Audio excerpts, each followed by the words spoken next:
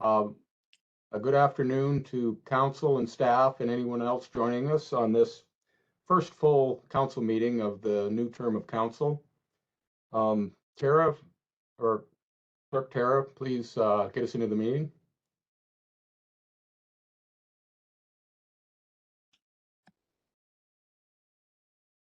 Moved by Loveland, seconded by Pemberton, that the meeting of the Council of the Municipality of Dutton Dunwich opens at 5:00 p.m. All in favor? Or sorry, we're going to be doing recorded votes because we're all virtual today. So it will be Councillor Pemberton, Yes. Councillor Droulard, Yes. Councillor Dreyfus, Yes. Deputy Mayor Loveland, Yes. Mayor Hens, Yes. and that's carried. Okay, thank you. Anyone have a declaration of pecuniary interest? Mayor Hens, I'd like to declare a conflict of interest regarding item 25A on the agenda, and I've already provided the clerk with my written form. Okay, thank you. Everyone had a chance to go through the draft minutes of the previous meeting?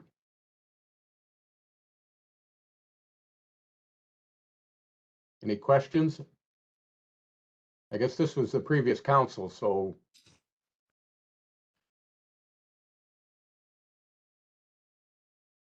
go ahead, Clerk Tara.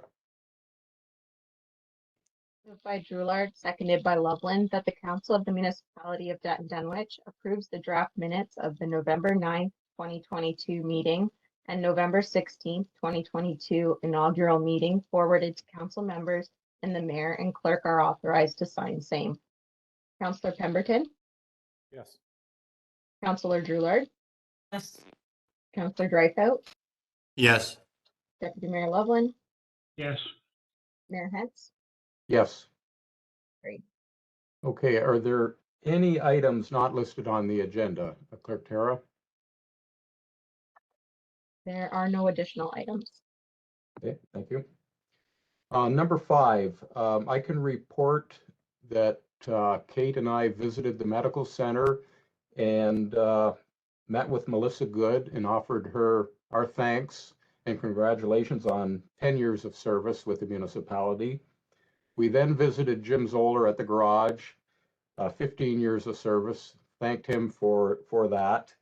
It was their preference to do it that way. It didn't take from their work. It didn't mean any extra time. So that's why we handled it that way. Okay, we'll go right into number 6, Public Works Department. Now, is Murray on this meeting? No, okay. Everyone saw the report. Are there any questions or concerns? Seeing none, we'll go right with the resolution, Clerk Tara. Moved by Pemberton, seconded by Dreyfus, that the Council of the Municipality of Dutton Dunwich receives the report of the Manager of Roads and Facilities titled Public Works Monthly Report for November 2022, dated December 14th, 2022 for information. Councillor Pemberton, Yes. Councillor Droulard, Yes. Councillor Dreyfus, Yes. Deputy Mayor Loveland, Yes. Mayor Hens, Yes. and that's carried. Okay, number 7, the Water Department. Everyone has seen the report. Any questions or concerns from council? Seeing none, Clerk Tara. Moved by Dreyfus, seconded by Droulard, that the Council of the Municipality of Dutton Dunwich receives the report of the Water Operations Manager titled Water Operations Report November 2022, dated December 14th, 2022 for information. Councillor Pemberton, Yes. Councillor Droulard, Yes. Councillor Dreyfus, Yes. Deputy Mayor Loveland, Yes. and Mayor Hens, Yes. and that's carried. The monthly safety meeting report. Any questions from council? Seeing none, we'll go right to the resolution. Clerk Tara. Moved by Drulard, seconded by Pemberton, that the Council of the Municipality of Dutton Dunwich receives the monthly safety meeting minutes dated December 2nd, 2022 for information. Councilor Pemberton, Yes. Councilor Drulard, yes, Councilor Dreyfus, Yes. Deputy Mayor Loveland, Yes. Mayor Hens, Yes. and that's carried. Okay, number 8, the wastewater department. We have all seen the report. Any questions or concerns from council? Seeing none, Clerk Tara? Moved by Pemberton, seconded by Loveland, that the Council of the Municipality of Dutton Dunwich receives the report of the wastewater operator titled Monthly Report, November 2022, dated December 14th, 2022 for information. Councilor Pemberton, Yes. Councilor Drulard, yes, Councilor Dreyfus, Yes. Deputy Mayor Loveland, Yes. Mayor Hens, Yes. and that's carried. Number 9, the building department. Any questions or concerns from council? Seeing none, Clerk Tara? Moved by Loveland, seconded by Dreyfus, that the Council of the Municipality of Dutton Dunwich receives the report of the Chief Building Official titled Building Activity Report, November 2022, dated December 14th, 2022 for information. Councilor Pemberton, Yes. Councilor Drulard, yes, Councilor Dreyfus, Yes. Deputy Mayor Loveland, Yes. Mayor Hens, Yes. and that's carried. Okay, thank you. And number 10, the fire department. We all had a chance to look at the report. Any questions concerning that report? Seeing none, Clerk Tara? Moved by Dreyfus, seconded by Drulard, that the Council of the Municipality of Dutton Dunwich receives the report of the Fire Chief titled Monthly Report, November 2022, dated December 14th, 2022 for information. Councilor Pemberton, Yes. Councilor Drulard, yes, Councilor Dreyfus, Yes. Deputy Mayor Loveland, Yes. and Mayor Hens, Yes. and that's carried. Okay, thank you. I expect Brent has joined us. Okay. Yep. Number 11, Drainage Department. I'm just going to hand it over to you, Brent, if that's okay. Okay. I guess we start off with my monthly report. It's before you. Does anybody have any questions? The one comment that I would make is a little farther down. We've got the request for drain major improvement for the Dutton School drain and a major improvement for the Brown drain. For the new counselors, there's a brief description in my monthly report to explain what those are. I had that conversation with Counselor Pemberton the other day because he didn't know what those papers were when he first saw his agenda. So I just thought I would clarify that. Any other comments or questions? Anything from council? No. Just one, Brent, you're aware there is a delegation from Agris Co-op, just looking for, I'm not sure what they're looking for, but concerning the school drain. Is that tonight too? It is? Yep, we can discuss that. I'm prepared to discuss it, so. Okay, thank you. If there's no more questions on the monthly report, Clerk Tara? Moved by Drulard, seconded by Loveland, that the Council of the Municipality of Dutton Dunwich receives the report of the Drainage Superintendent titled Monthly Activity Report for November 2022, dated December 14th, 2022 for information. Councilor Pemberton,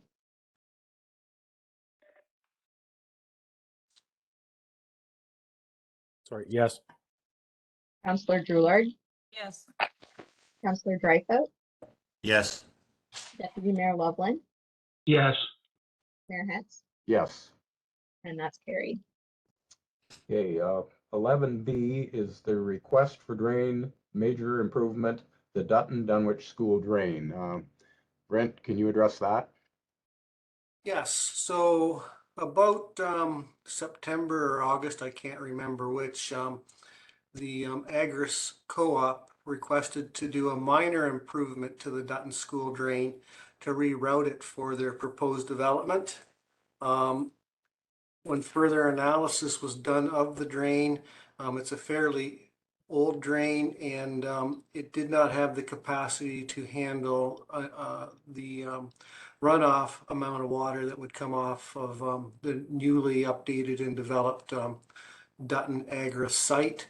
So they subsequently submitted this request to improve the drain, a major improvement which will deal with upsizing of the drain to a new outlet where the other was just a rerouting within their own property, and to hopefully keep things moving along in a timely manner. An on-site meeting has been arranged for a week tomorrow. And John Spreed, if the weather is permitting, will have staff there to survey it immediately after that on-site meeting. So we should be seeing something back in a few months as to what would need to be done there. So anyways, that's where we're at with that. Any questions of council? Seeing none, we have a resolution for that item. Clerk Tara. Moved by Loveland, seconded by Dreyfus, that the council of the municipality of Dutton Dunwich receives and decides to proceed with the Dutton Dunwich School Drain Improvement Request under Section 78 of the Drainage Act received from Agris Cooperative Limited, and instructs the clerk to notify Lower Thames Valley Conservation Authority as required under Section 78(2) of the Drainage Act for the drainage improvements, and that the requesting landowner be notified of council's decision to proceed, and that council appoints Spreet Associates Limited to prepare the necessary reports, and that notice of council's decision to appoint the engineer be sent to the requester, Lower Thames Valley Conservation Authority, OMAPRA, and Spreet Associates Limited. So just as a note, Lower Thames Conservation Authority has been notified and they have responded that they don't require the EA under the Drainage Act. Saw that, yeah. Thank you. Councillor Pemberton, Yes. Councillor Droulard, yes, Councillor Dreyfus, Yes. Deputy Mayor Loveland, Yes. Mayor Hens, Yes. and that's carried. Okay, 11C is a request for drain major improvement on the Brown Drain. Brent, can you lead us through that one?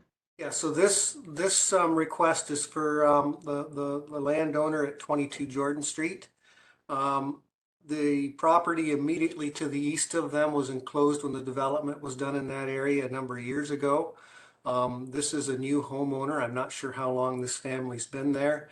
But they've asked to enclose approximately 16 meters of the Brown open drain in the rear of their property, which would probably give them more than 50 square meters more usable lawn area in their rear yard. Right now, they're right up to as close as they can get within our zoning to the open ditch. They have a very small rear yard, and they own a little bit of land on the other side of the drain in the next door neighbors, and they would like to maximize their lot area. Spreet has given them a rough estimate, so they know what they're up against for costs, and they're accepting of that. So there should be no surprise here for them. Any questions from council? I just have one. So the cost to this would be entirely on that landowner then, is that correct, Brent? Pretty well all of it. Maybe a little bit of future maintenance might be assessed upstream, but the estimate's around $26,000, and I wouldn't think there'd be only maybe a few hundred, if that, would be calculated to be the portion that would be the open ditch clean out and the brushing required to do a maintenance. So for that 16 meters. So Okay, thank you. Clerk Tara, you have a resolution? Moved by Dreyfus, seconded by Pemberton, that the Council of the Municipality of Dutton Dunwich receives and decides to proceed with the Brown Drain Improvement Request under Section 78 of the Drainage Act received from Catherine McKenzie and instructs the clerk to notify Lower Thames Valley Conservation Authority as required under Section 78(2) of the Drainage Act for the drainage improvements, and that the requesting landowner be notified of Council's decision to proceed, and that Council appoints Freet Associates Limited to prepare the necessary report as part of the current Brown Drain project, and that notice of Council's decision to appoint the engineer be sent to the requester, Lower Thames Valley Conservation Authority, OMAPRA, and Freet Associates Limited. Councillor Pemberton, Yes.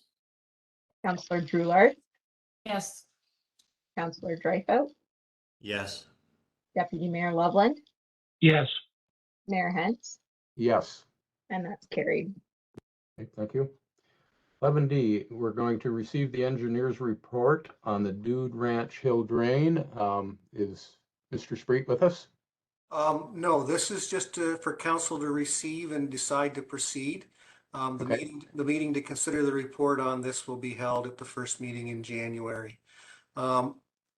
Just to bring the two new councilors up to speed, this is a drain on Aaron Line at the Dude Ranch Hill. Significant problems with that hill at times when we have rain with erosion.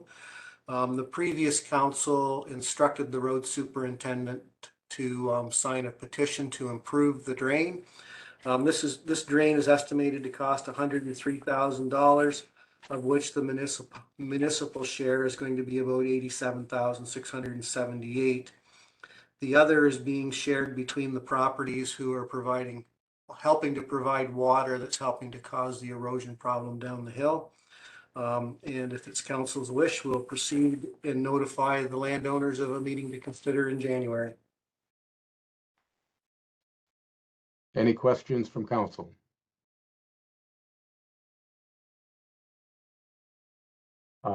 Looking at the schedule on this, we're picking up the majority of the cost on that, the municipality. We'll have to include that in our budget for next year. I guess I'm addressing that to Tracy.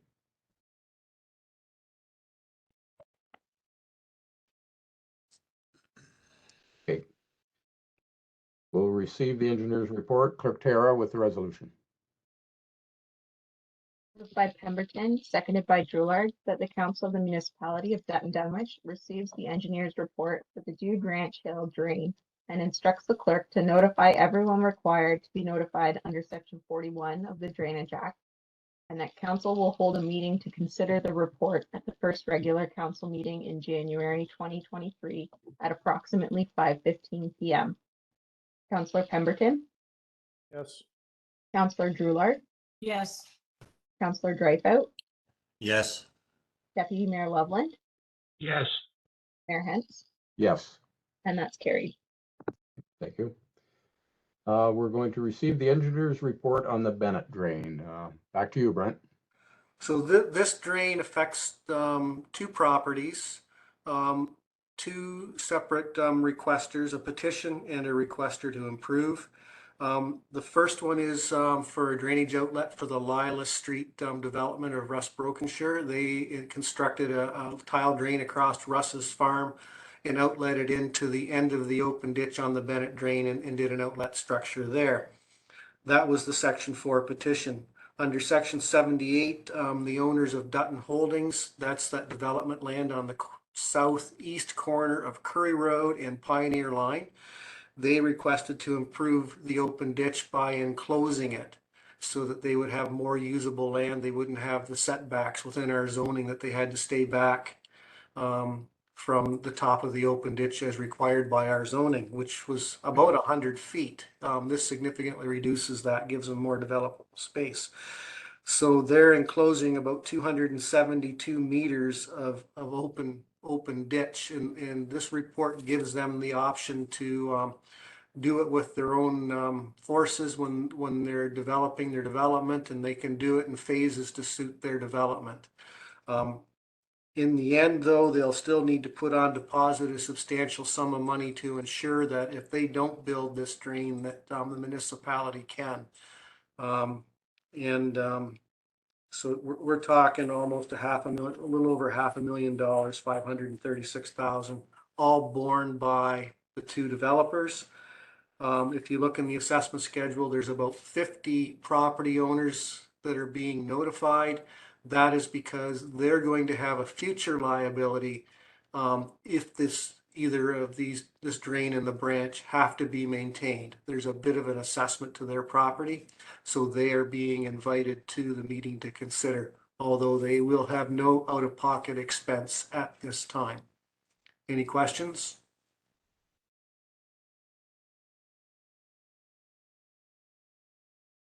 Seeing none. Go ahead, Clerk Tara. Moved by Drewlard, seconded by Dreyfus, that the Council of the Municipality of Dutton Dunwich receives the engineer's report for the Bennett drain and instructs the clerk to notify everyone required to be notified under section 41(2) of the Drainage Act, and that copies of the report, plan, and profile will be sent to all landowners that are assessed a sum of more than $100 or own more than 0.4 hectares of land.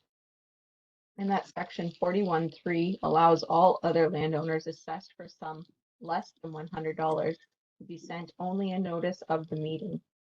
The notice will also include a cover letter providing direction to a PDF copy of the report, plan, and profile that can be found on the municipal website, and that council will hold a meeting to consider the report at the first regular council meeting in January 2023 at approximately 5:15 p.m.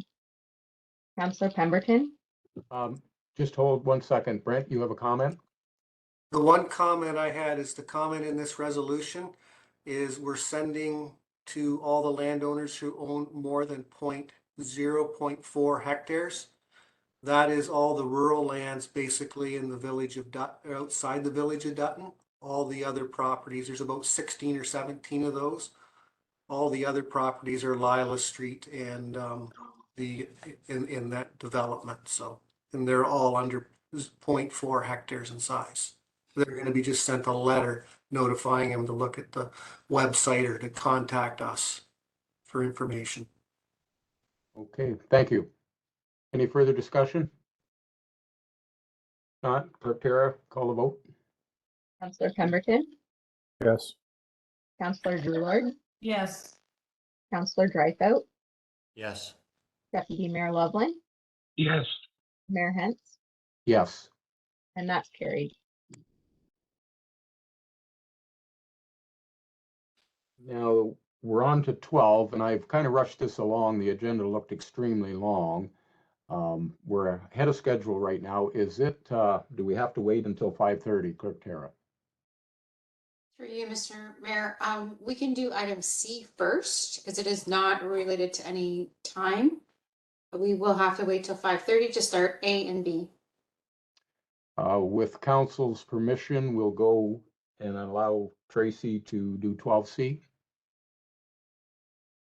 Everybody, I think, is in agreement. So, Planner Tracy, go ahead. Thank you, Mr. Mayor and members of council. So this is an information report before you with respect to Bill 23, which is also known as More Homes Built Faster Act. It had received royal assent in November of this year. And I just wanted to give council an opportunity to see how this is going to impact Planning Act applications and Heritage Act applications only. The report includes a chart. Some of the key things that I wanted to mention to council is third-party appeals for minor variances and consents. And you'll see that change tonight on your minor variance application at the Committee of Adjustment. No third-party appeals will be allowed. So a third-party appeal is someone who is not the applicant or not the decision maker, like Committee of Adjustment, but is a neighbor or a property owner are in the surrounding area. So that's something for council to consider, especially when making those decisions and hearing any objections at the public meetings.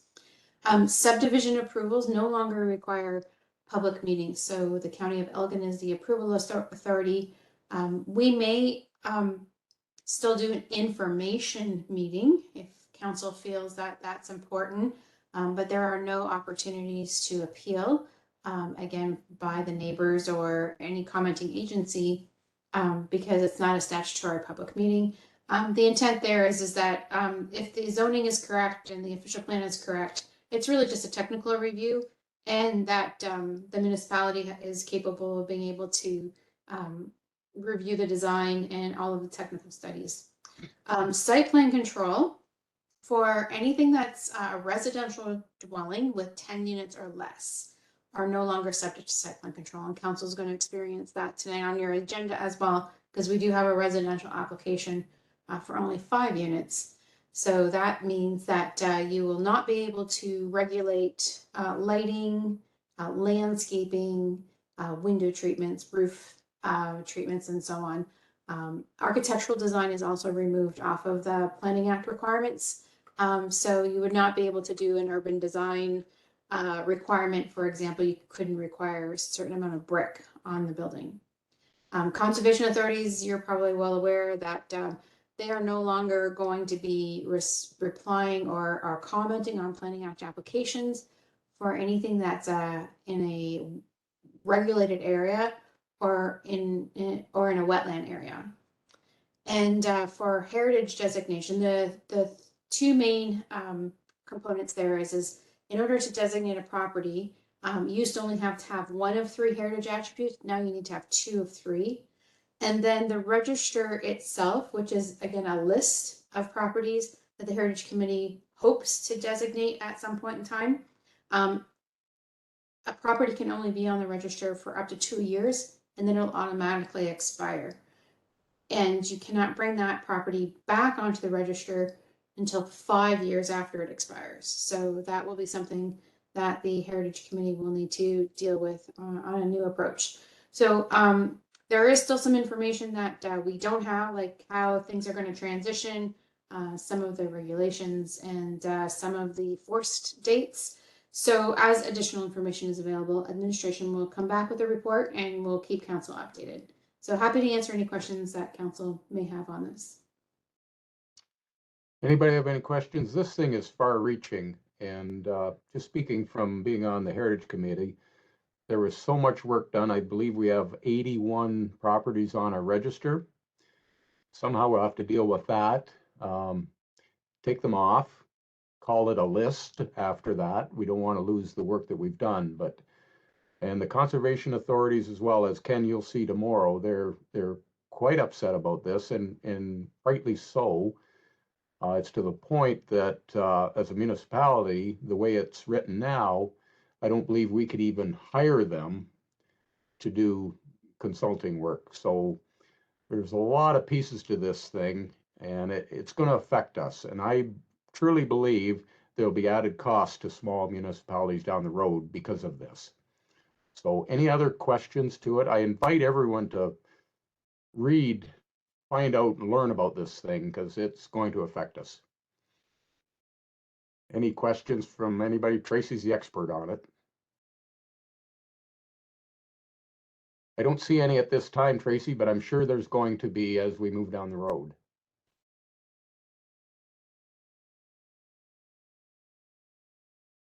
Okay, Clerk Tara, we can deal with 12C resolution.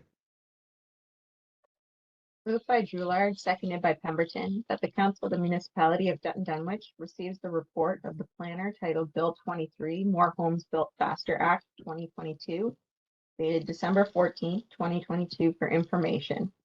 Councillor Pemberton, Yes. Councillor Drewlard, yes, Councillor Dreyfus, Yes. Deputy Mayor Loveland, Yes. Mayor Hen, Yes. and that's carried. Okay, we're a minute away, so if anybody needs to grab a drink quick, we're just gonna leave dead air here until we can go into our public meetings.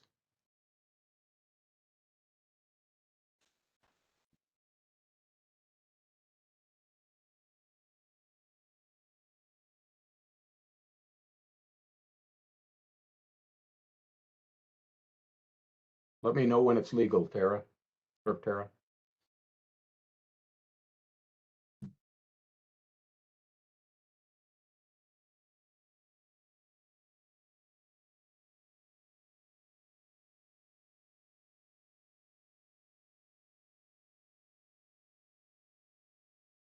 Okay, it's now 5:30. So I'll go ahead with the resolution. Moved by Dreyfus, seconded by Loveland, that the regular meeting end to sit as a committee of adjustment hearing to hear application file number MV 422, filed by Trevor Ritchie, care of Nicole McDowell at 5:30 PM. Counselor Pemberton, Yes. Counselor Drewlard, yes, Counselor Dreyfus, yes, Deputy Mayor Loveland, yes, Mayor Hens, Yes. and that's carried. Moved by Loveland, seconded by Drewlard, that the meeting of the Committee of Adjustment to hold a public hearing for minor variance application file MV 422, filed by Trevor Ritchie, care of Nicole McDowell, opens at 5:31 PM. Counselor Pemberton, Yes. Counselor Drewlard, yes, Counselor Dreyfus, yes, Deputy Mayor Loveland, yes, Mayor Hens, Yes. and that's carried. Okay. That's where I step in. I will call this Committee of Adjustment hearing to order. This application for a minor variance pursuant to Section 45(1) of the Planning Act, RSO 1990 as amended, is required for the following reasons. To request relief from the zoning bylaw to increase the required lot coverage from 35% to 36.2%. Section 12.1.3. To permit the construction of a new addition to the front of the existing single detached dwelling in addition to a covered deck to the side. Does any member of council have a disclosure of interest concerning the proposals? Seeing none?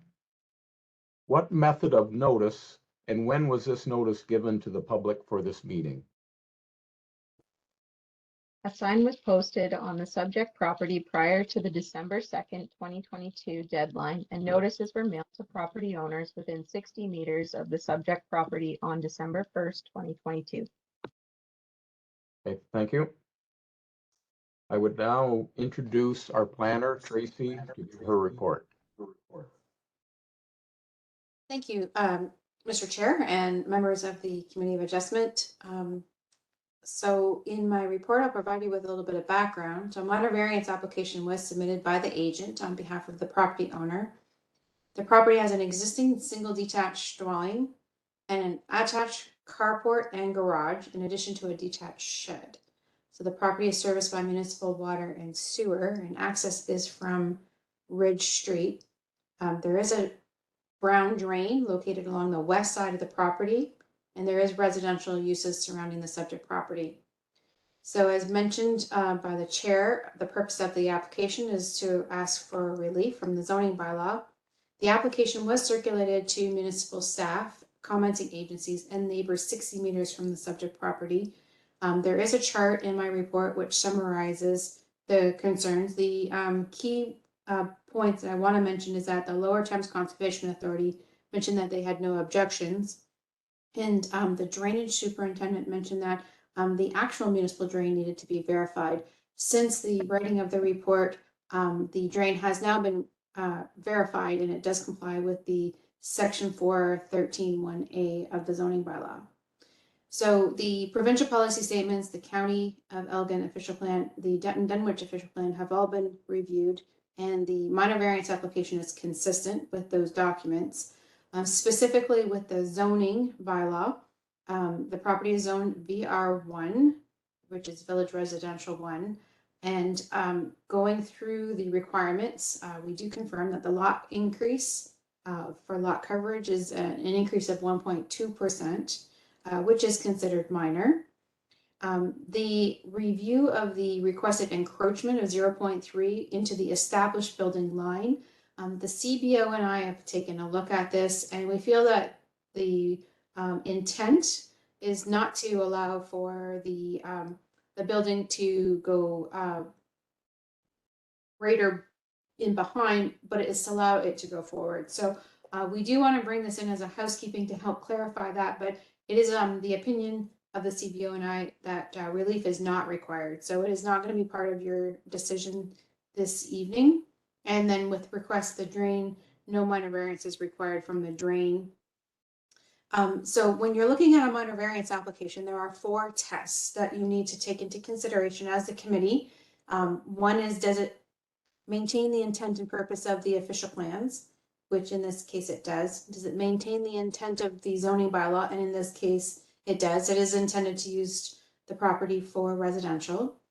The biggest test is it desirable and appropriate for an early development for the neighborhood and for the entire municipality. And in this case, it is a proposed addition, does not cause any concerns with road maintenance, and it doesn't affect the privacy of abutting property owners.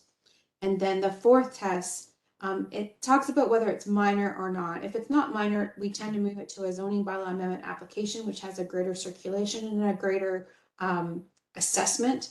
But in this case, the application is considered minor, and there isn't a qualitative or a quantitative review of that. It's more appropriate to base this test on the degree of impact, and that has been tested under the Ontario Land Tribunals.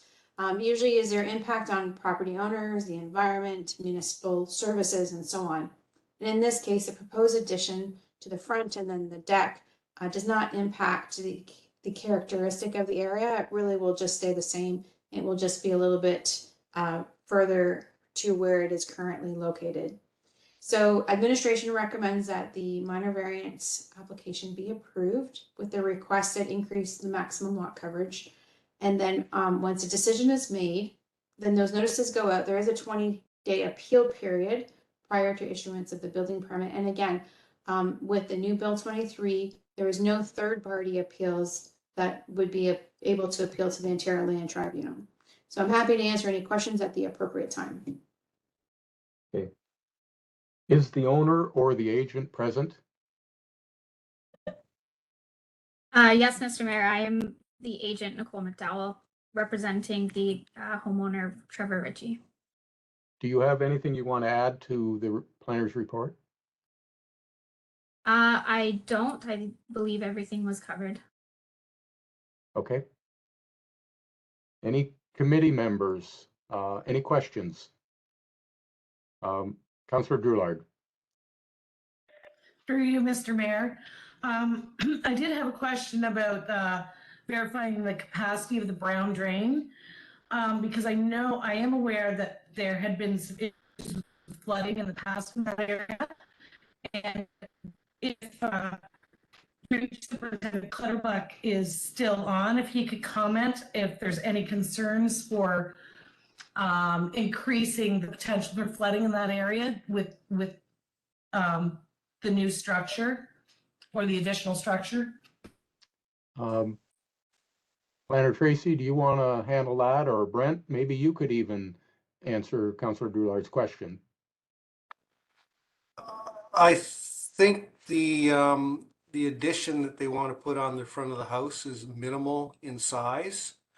It's still going to flow onto a grassy area. The water off their roofs will still flow onto that grassy area to drainage around. I don't think this little bit of hard surfacing will make a significant difference in the amount and the capacity of the brown drain itself. As the water sheds thousands of acres or over 1,000 acres, probably 600 or 700 acres upstream from there. I don't have the exact figures, and we're talking only maybe 100 square feet or a few hundred square feet at the most of hard surface that'll get water to the drain. So, and it'll be there before the land water from upstream is coming anyways, because it's so close to the drain. So. Okay, thank you. Appreciate that. Any other questions from the committee members? Seeing none, does the Secretary Treasurer have any comments from staff? Yes, and they're summarized in the planner's report. Okay, thank you. Does the secretary treasurer have any written submissions on this application? Yes, and they've been summarized in the planner's report. Thank you.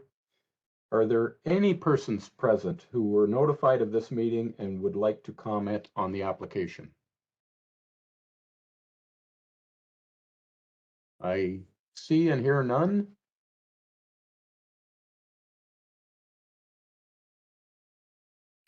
I think we can go to the resolution. Clerk Tara.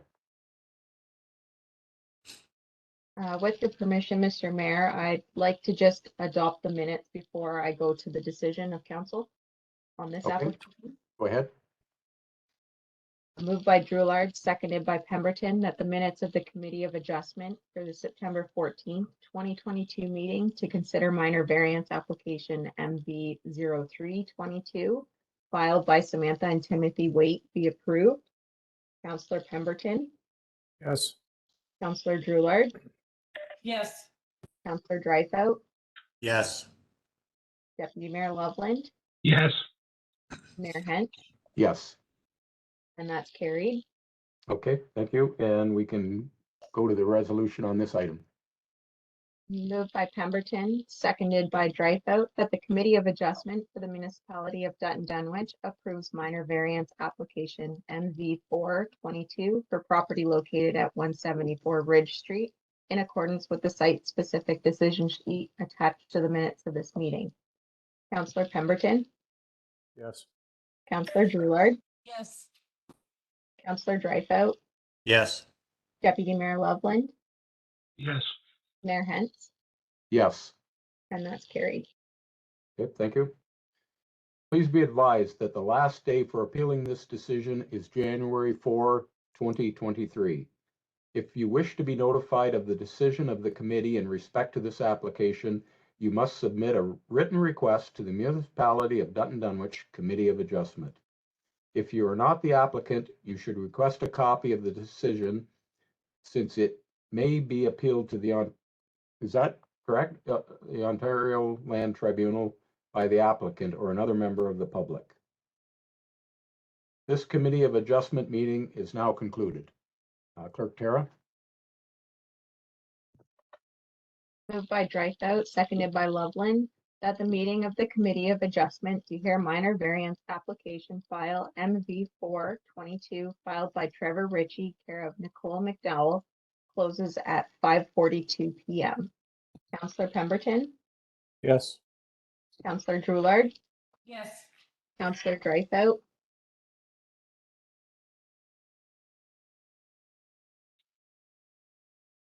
Councillor Dreyfus, Sorry. Yes. Deputy Mayor Loveland, Yes. Mayor Hent, Yes. and that's carried. Moved by Loveland, seconded by Drouillard, that the regular meeting reconvenes at 5:43 p.m. Councillor Pemberton, Yes. Councillor Drouillard, Yes. Councillor Dreyfus, Yes. Deputy Mayor Loveland, Yes. Mayor Hentz, Yes. and that's carried. Okay, thank you.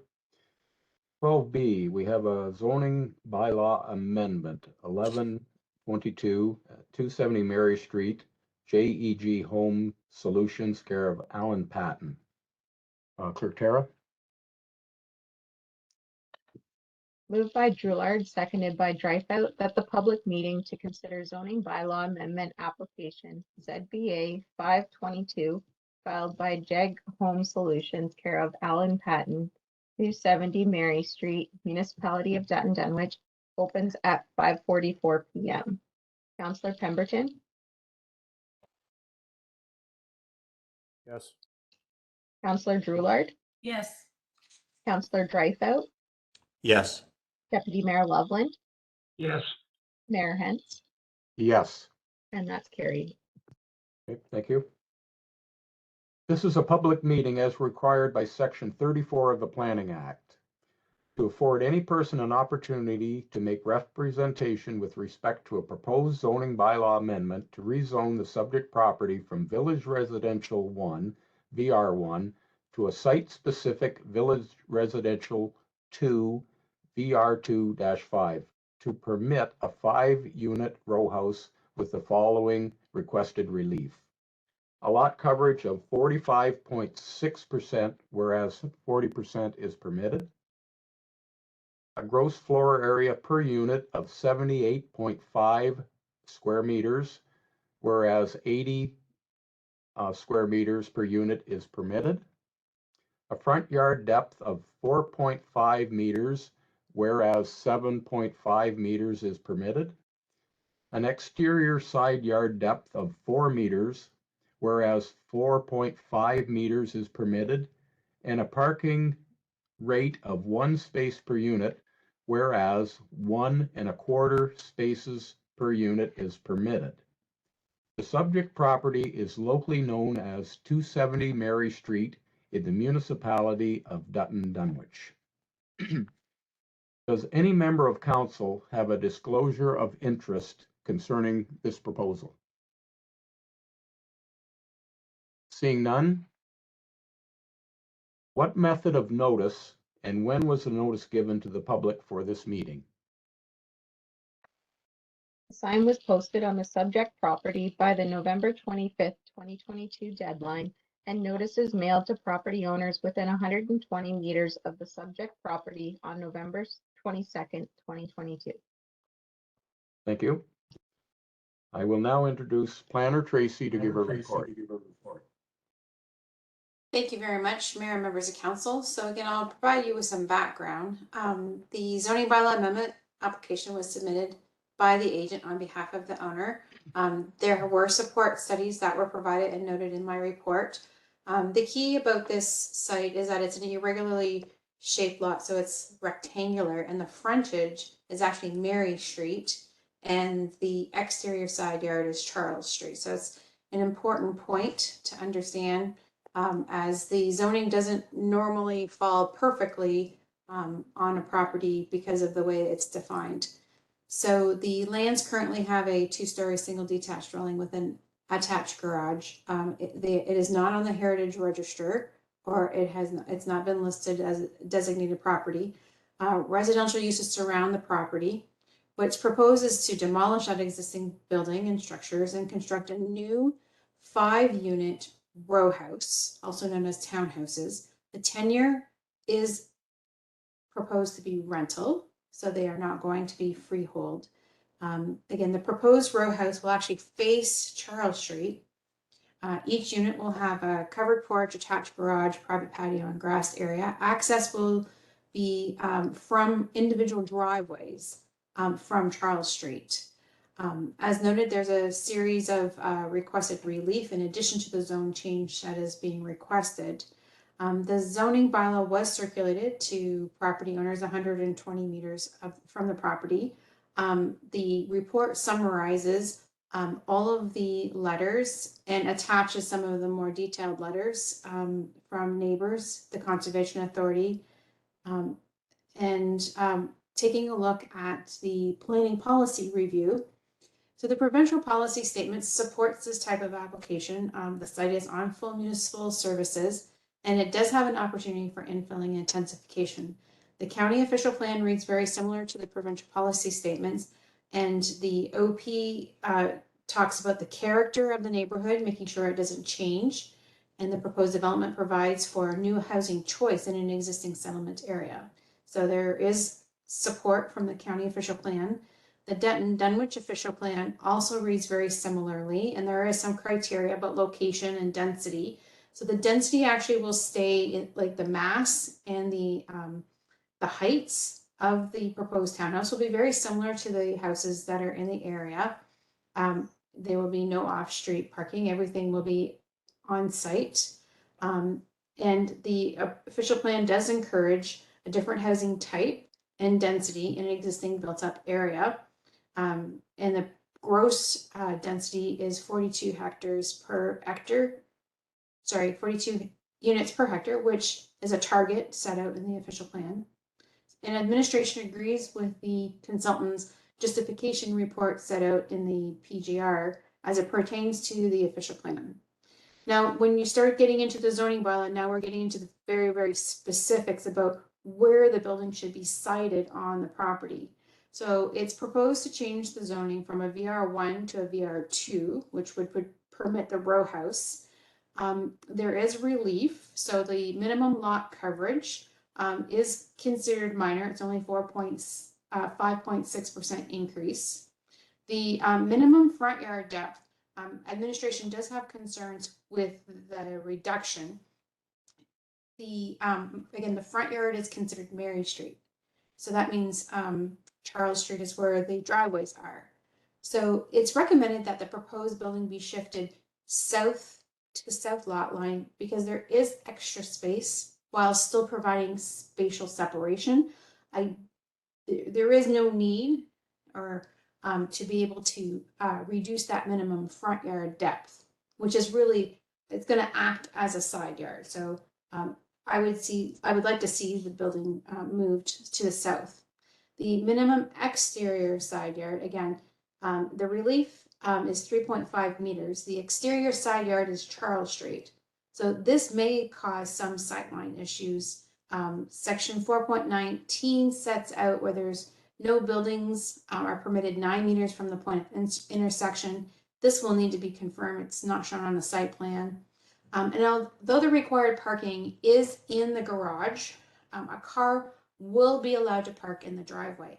And in the case where the municipality does install sidewalks on that side of the road, I want to make sure that a car can actually park in front of the driveway or on the driveway in front of the garage and not hover over the sidewalk. Now, the only guideline I have is section 4.31 of the bylaw, which states that a dimension for parking should be at least 6 meters in length for a car.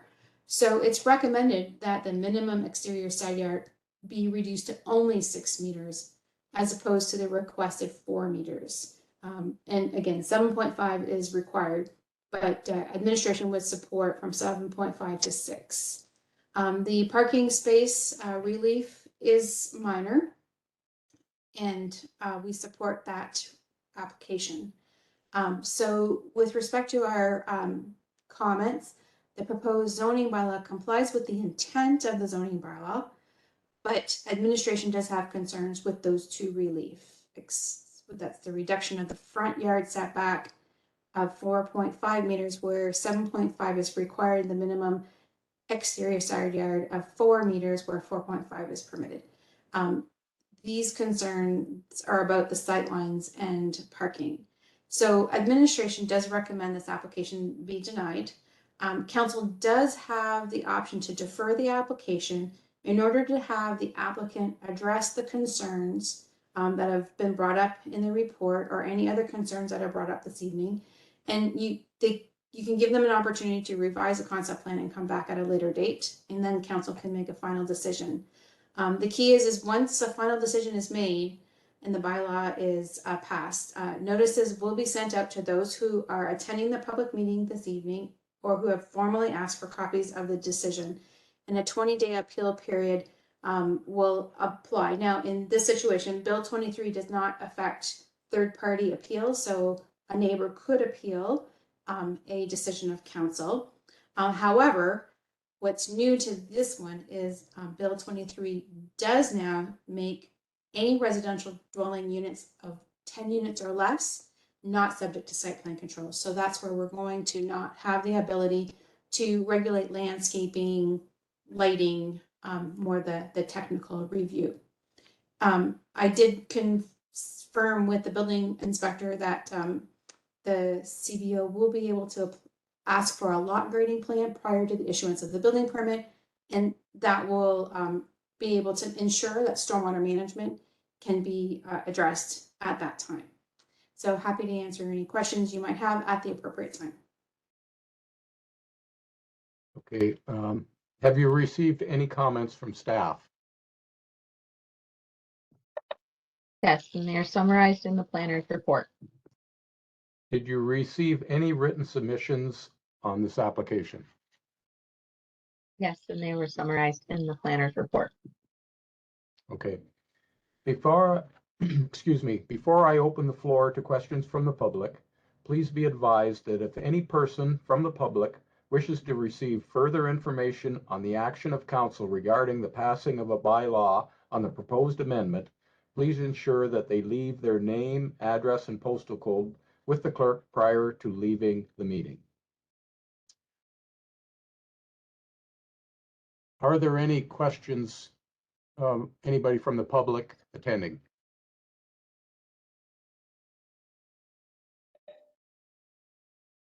Hello. Here? Oh, yeah, go ahead. Yeah, Randy McLeod here, Mike. Yep. Yeah, I guess a couple of things is, I know Tracy said it's only 5.6% more coverage. Actually, I would disagree and say it's 14% more than what's allowed right now, because it's 14% of 40 is the increase, not 5.6. And I guess the other thing is, I'm just concerned about the drainage when there's water issues down this way now, like down Mary and Charles Street. And if you look at the report that the builder sent out, he's emptying into I don't know millimeters, but it's roughly a 24-inch storm along Mary Street, which actually does not exist. I believe Brent would be able to help you on that, but I believe it's probably only a 10-inch storm along there now that heads east to Queen Street. So I don't know, you're adding more coverage, which is total runoff, more driveways, and you don't have the drainage to support that. So, Okay, thank you for that, Randy. okay, thanks. Any other comments from the public? I don't see any.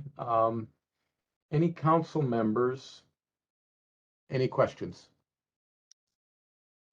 Yep, Councillor Pemberton first. Yeah, thanks, Mayor Hens. Yeah, Tracy, I just have a question. Your exterior side yard, you're recommending going to a 6-meter side yard setback, which would reduce your interior to a 1.2-meter yard side setback or interior side setback. So you'd be looking for relief from that interior side at that point in time too then?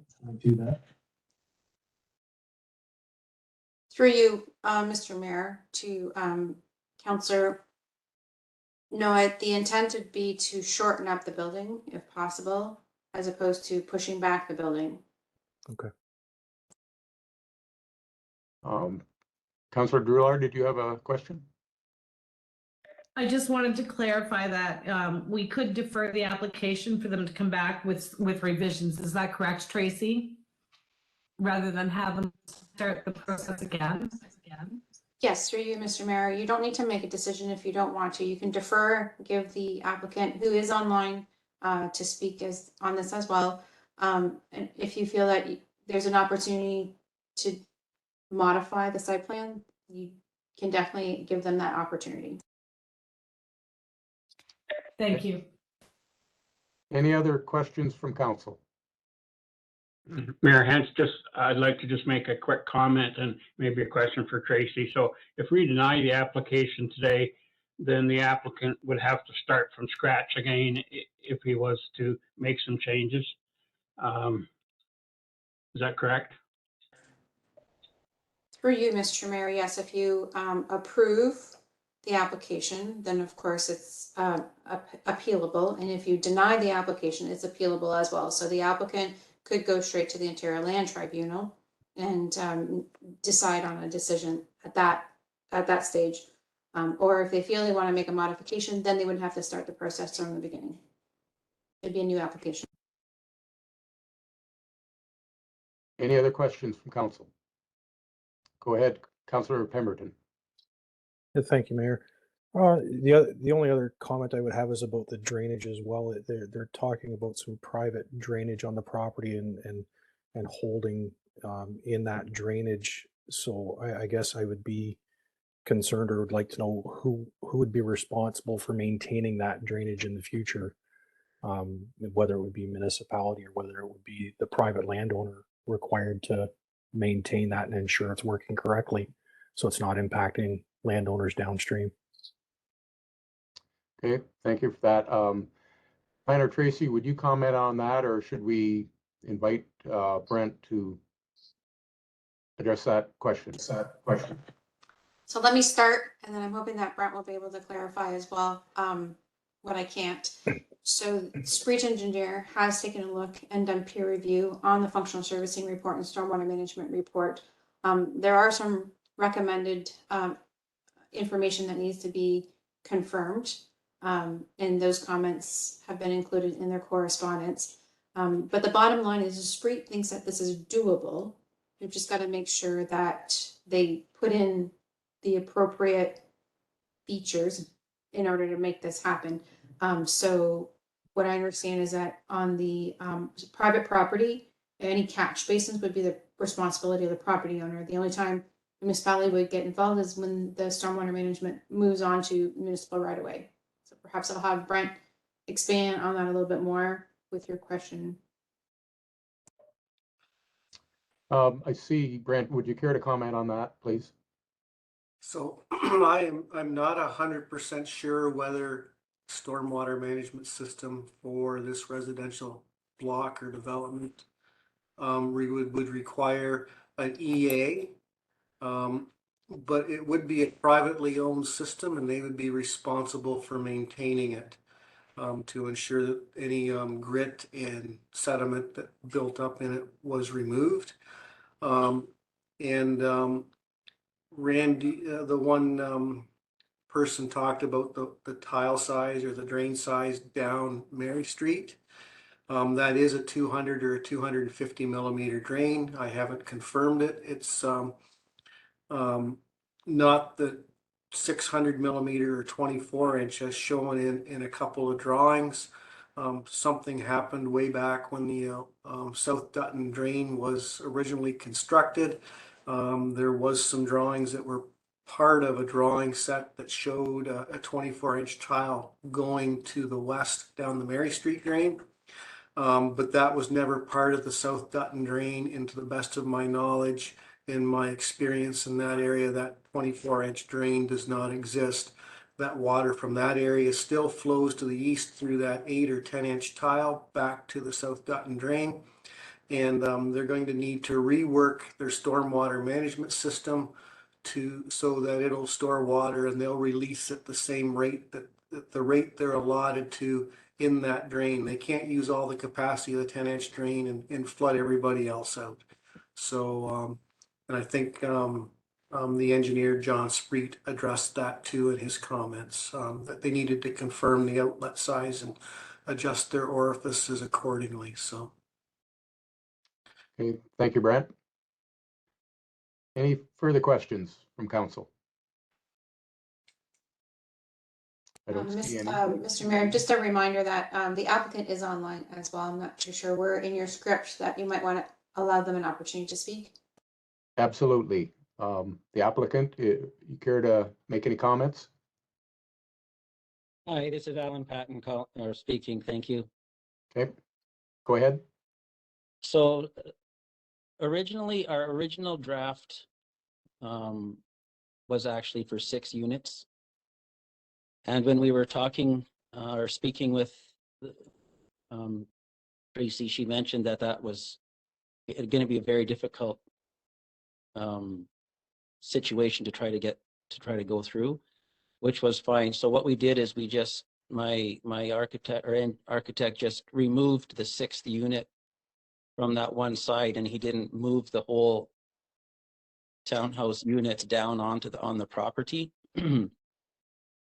I'm not sure why he didn't do that. I just got this paper as well not too long ago. But anyways, so the frontage off of Mary Street would be it would certainly be moved back on the property itself. So the frontage there would be, I think, within what it needed, with what it needed to be. The storm sewer on our property, of course, we would have no issues with maintaining that. That's no problem in our world. So if there's a butternut tree on the property, and that's part of also why we didn't have the 6th unit there, because we want to maintain that protected tree, of course. So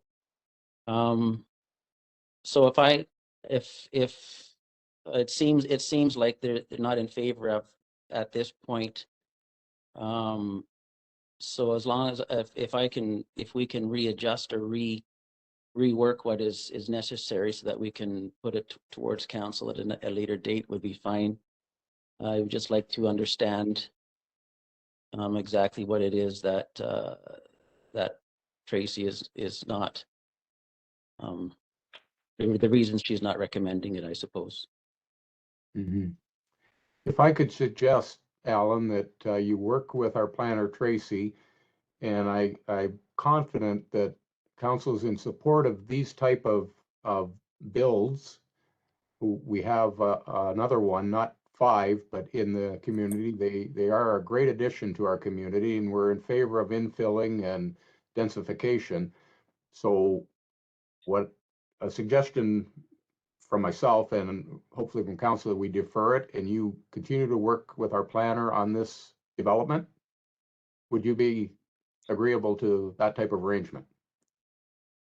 Absolutely. If I could just, I guess, understand tonight with everybody here what it is that she was wanting us to revisit or change in the plan would be helpful for me so that I can get started on that. Okay, Planner Tracy, how would you propose we handle this? Yes, so I'm happy to meet with the applicant, but just a quick summary. Out of all of those reliefs, the 2 items that I have concern with my as a planner is the front yard setback. The building could be moved to the south and in compliance with the minimum requirement because again it's an odd shaped lot. And then with the parking on the driveway, if perhaps we can get some more information on where the municipality would possibly put a sidewalk in. I want to make sure a car can park in the driveway without hanging over the municipal right of way or a sidewalk. So that's one concern. So if you can make at least a 6-meter setback, whether that's moving the building back, like Councillor Pepperton mentioned, or shrinking the building depth. We've got to be able to make sure a car can park in that driveway, because even though it's not counted as a parking required space, we just know that people are going to park in that driveway, and we just want to make sure that there's enough room. Mr. Patton, any comment?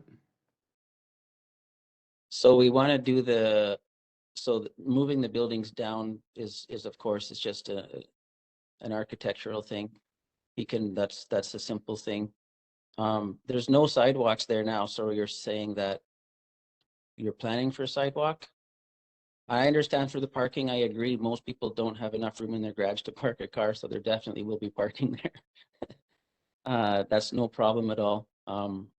So yeah, we'll do whatever we need to do to, it's not like I want to try to push this through and upset people. Of course, I have a couple of other properties already in Dutton, and I own the flooring store in Dutton. So I am invested in this community and I really enjoy this community. So yeah, whatever we can do to do it and the council is satisfied, and of course the neighbors are happy with what's going on there. So I don't want to upset people for sure. Okay, thank you. So we'll leave it with you, Mr. Patton and Planner Tracy, to work out some of these issues that she has. And I would also ask Brent just to deal with the drainage in that part of Dutton. I think there's some questions that council has concerning that as well. Councillor Loveland, or Deputy Mayor Loveland, go ahead. Thank you. I just want to be sure that we're all on the same page here. I agree with the mayor that, I support intensification, but I really feel that 5 units on that lot is a bit too much. We look at the nice 3-unit one by the swimming pool. It's basically the same size lot. So I would really like to see that reduced from the 5 a bit.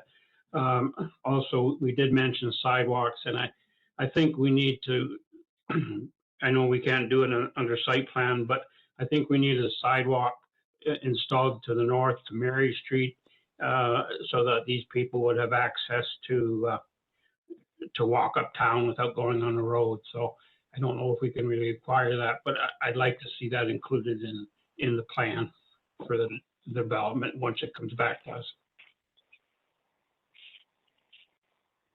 Okay, thank you. Anyone else?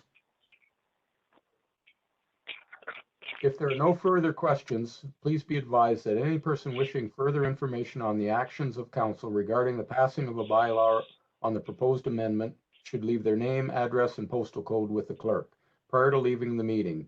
If you are not the applicant, you should request a copy of the decision, since it may be appealed to the Ontario Land Tribunal by the applicant or another member of the public. The last day to appeal is January 4th, 2022. Clerk Mr. Mayor, Tara. just to clarify, just to clarify, Mr. Mayor, so that appeal date would not apply yet because no decision is being made this evening. Okay, thank you. So Clerk Tara, I think we have to modify our resolution. Just a question, if you may, Mayor Hens, this is Christine McLeod. How do we go about notifying the clerk before we leave the meeting? Clerk Tara? Christine, I do have your information already. If you would like to be notified, I will add you to my list. Okay, and I also have Denise Welch here with me, who would also like to be added to the list.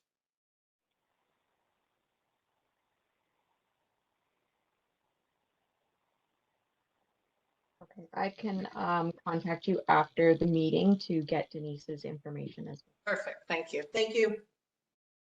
Okay. You have a resolution prepared for this, Clerk Tara. The first one is to receive the planner's report. Moved by Drythout, seconded by Loveland, that the Council of the Municipality of Dutton Dunwich receives the report of the planner titled Application for Zoning Bylaw Amendment ZBA 1122, 270 Mary Street, Municipality of Dutton Dunwich, Jeg Home Solutions, care of Alan Patton, dated December 14th, 2022, for information. Councillor Pemberton, Yes. Councillor Brulard, Yes. Councillor Drythout, Yes. Deputy Mayor Loveland, Yes. Mayor Hent, Yes. and that one's carried. Okay, go ahead. And the next one, moved by Loveland, seconded by Pemberton, that the Council of the Municipality of Dutton Dunwich defers zoning bylaw amendment ZBA 1122 for property located at 270 Mary Street from Village Residential 1, VR1, to a site-specific Village Residential VR2 to permit a 5-unit row house with the requested relief. Councillor Pemberton, Yes. Councillor Drulard, Yes. Councillor Drythout, Yes. Deputy Mayor Loveland, I think I'd like to see that 5-unit removed off the petition, off the resolution, yeah, and look at maybe a lesser number.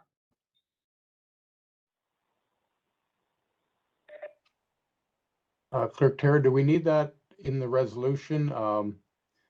We've kind of left it that the builder or the applicant is going to discuss with Tracy, and I think they've heard all the concerns. Is that a problem, do you think?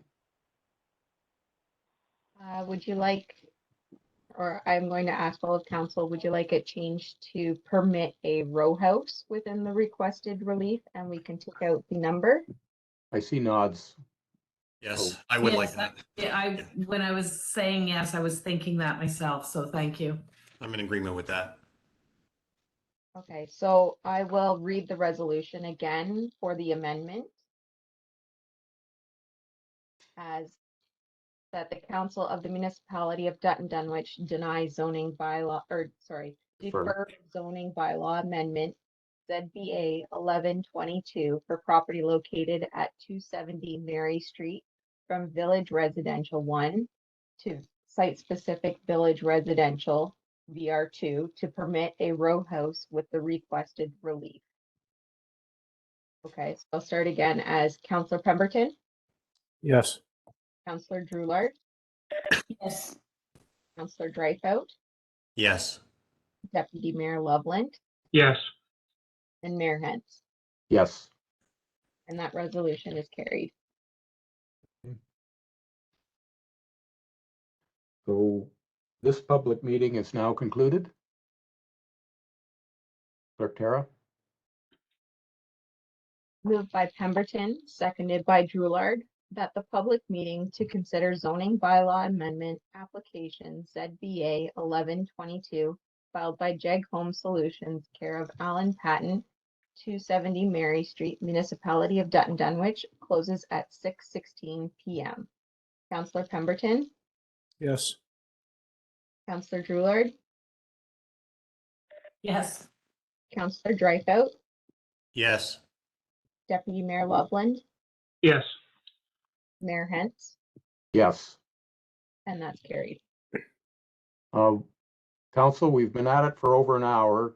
Would everybody like a 5-minute relief? Get a drink or something? Okay, I see some nods. Let's just take 5 minutes. An hour is a long time. An hour and 15 is a long time to sit in one place. Thank you.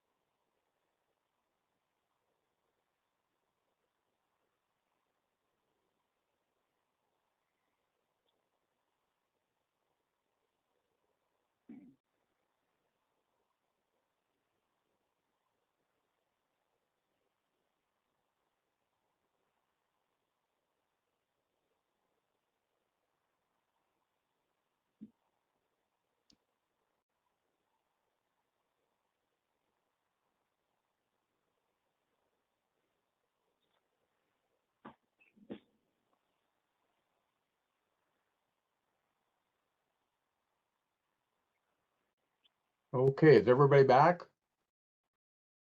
I see, I don't see Henry, but maybe he's got his camera off. I see him, but I can't hear him. Yeah, I'm good, Mike. Okay, thank you. Okay, on to number 13, the Recreation Department. Everybody saw the report? Okay, any questions from council? Seeing none? Clerk Tara? Moved by Pemberton, seconded by Dreyfus, that the Council of the Municipality of Dutton Dunwich receives the report of the Recreation and Administrative Assistant titled Monthly Report, December 2022, dated December 14th, 2022 for information. Councillor Pemberton, Yes. Councillor Droulard, Yes. Councillor Dreyfus, Yes. Deputy Mayor Loveland, Yes. Mayor Hens, Yes. and that's carried. Okay, 14, Marsh Canada Municipal Insurance Proposal 2023-2024. Is somebody presenting that? Yes, Mr. Mayor, I think Andrea is online to present. Okay, thank you. Hi there, I'm Andrea Bartles from Marsh Canada Limited.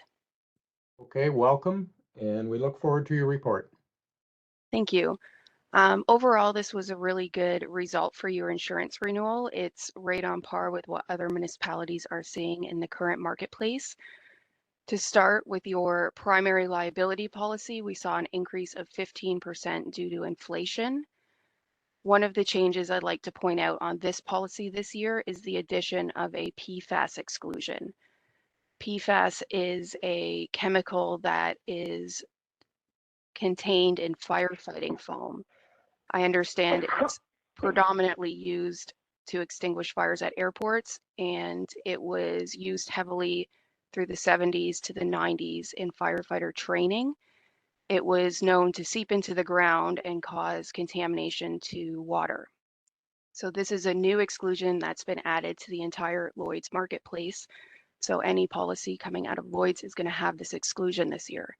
So that impacts your primary liability policy, which is your first $5 million of coverage, as well as your umbrella liability policies, which is your $20 million limit and your $25 million excess, bringing you up to a $50 million limit. I've done some research on this, and it looks like any Ontario municipalities that had PFAS contamination have seen government funding for environmental cleanup. Next policy is the automobile insurance. This saw a 3% rate increase due to inflation this year. You also have one additional vehicle to your fleet, so that contributed to the premium increase on this policy. Property insurance is your biggest policy and contributed to the majority of the premium increase. This had 6% inflation added to your limits, so this gives you a larger insurance limit due to inflation being added to your limits for building values and contents. In addition to the inflation being added to your property values, there was a 6% rate increase to the property rate, and that's due to market changes and inflationary changes.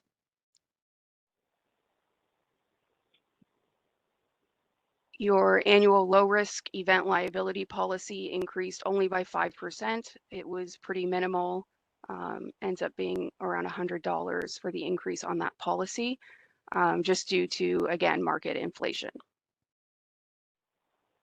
Cyber insurance has gone up by 70% this year, and it seems like a big number, but the premium is quite low. The 70% increase only accounts for about $3,000 in premium.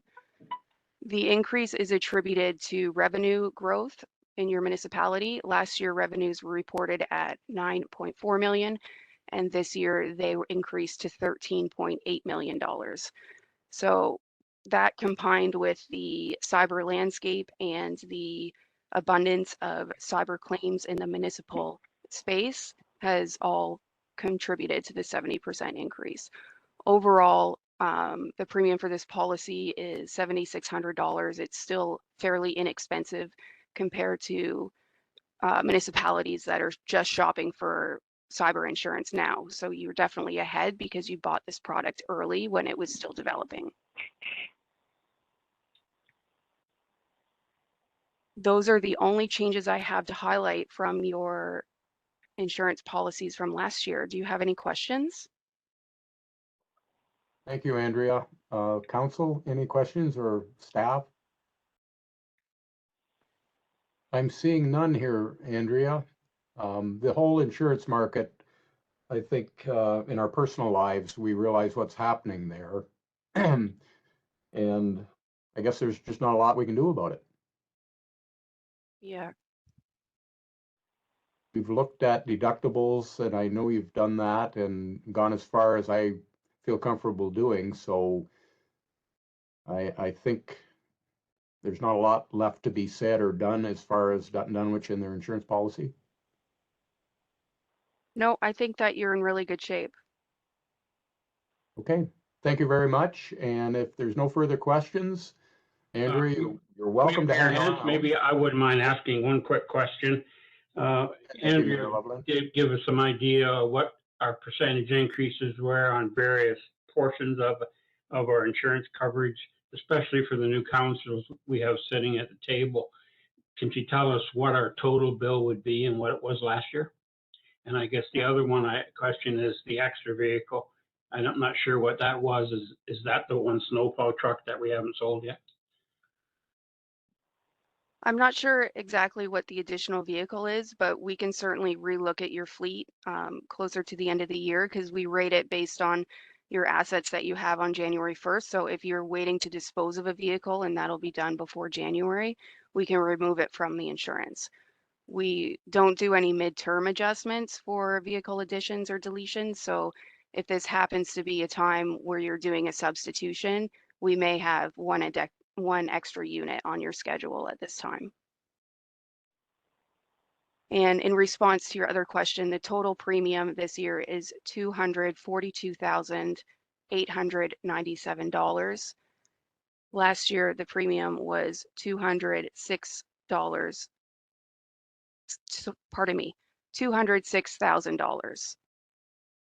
That represents an 18% overall increase this year. Thank you.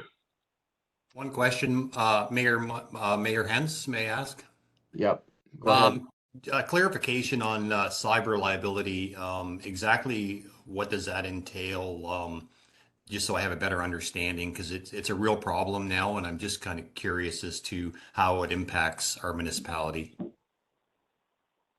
With respect to having the product? Yes. So exactly, what does it all cover, and what's how does it limit our risk? I guess let me put it that way. So your insurance provider is CFC, and they are the top municipal cyber insurer.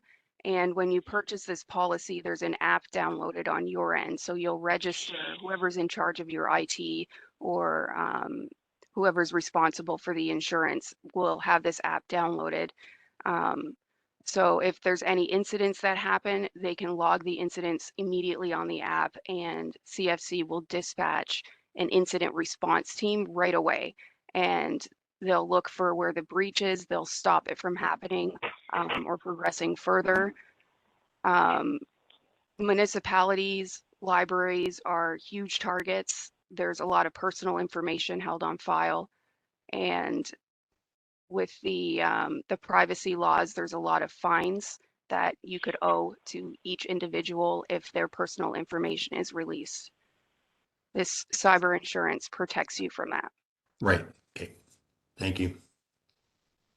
I think there was a question Deputy Mayor Loveland had, and maybe it's for CAO Tracy. The number of vehicles, are we, I guess, is the number correct? Yep, we went through them all when we went through this back in, when did we send this in? October, Andrea? Something like that? Yeah. So it was what we had at the time, and I can go through them again with the guys. Colin sent me his list and Ryan and Murray went through theirs. There might be, sorry, which truck was Deputy Mayor Loveland questioning? I think there's one snowplow truck that's going to be sold. I'm guessing, but I'm. So if we still have it, it's still on there. And I think I did actually comment when I sent that to Andrea and Allison that one was going to be removed. I will go back and check my emails, but Thank you. yeah. Okay, thank you. So that needs to be done by the end of the year, Andrea, is that correct? Yep. You could even notify me in January that it was removed from your fleet on December, whatever date it was. Okay, thank you. Anything further from council? It's a big ticket item and Tracy's got it in our budget. Thank you very much, Andrea. We appreciate the information and you taking the time to speak with us. Thank you. We're going to move on to a delegation. If he's ready, we're 2 minutes behind schedule. It's not bad. So I expect it's Duncan is going to present on behalf of the Lions Club. I'm here. Can you hear me? I can hear you, not real well.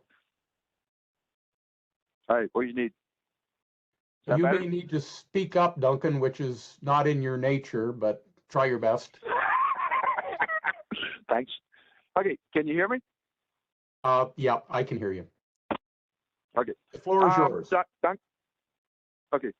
Duncan McCollum, member of the Dutton Lions, proposing a depot for bottle return alcohol containers and that. I presume Tara sent you guys all our proposal package. Did you guys receive that? We did. Okay. I don't need to read that then, do I? Nope, just give us the broad outline. I think everybody has a pretty good understanding, but just tell us what you want to tell us. So we want to set up a couple of bins at the water tower right beside the LCBO and to receive the returnables, the beer cans, coolers, wine bottles, whatever, and that kind of thing for the Lions Club itself, for the good of the community. And we would like to look after it. We'll do the cleanup, take it away. We really don't want nothing from the municipality themselves except permission to set these containers right in front of where the municipality owns the ground there by the water tower, and we'll look after it from there. I don't know what else I can say. The proposal that was written up is pretty thorough, I thought, in that. So if you guys got any questions, I can answer to the best of my ability, and we'll go from there. Okay, thank you, Duncan. Council, any questions from Mr. McCollum? Councillor Dreyfus.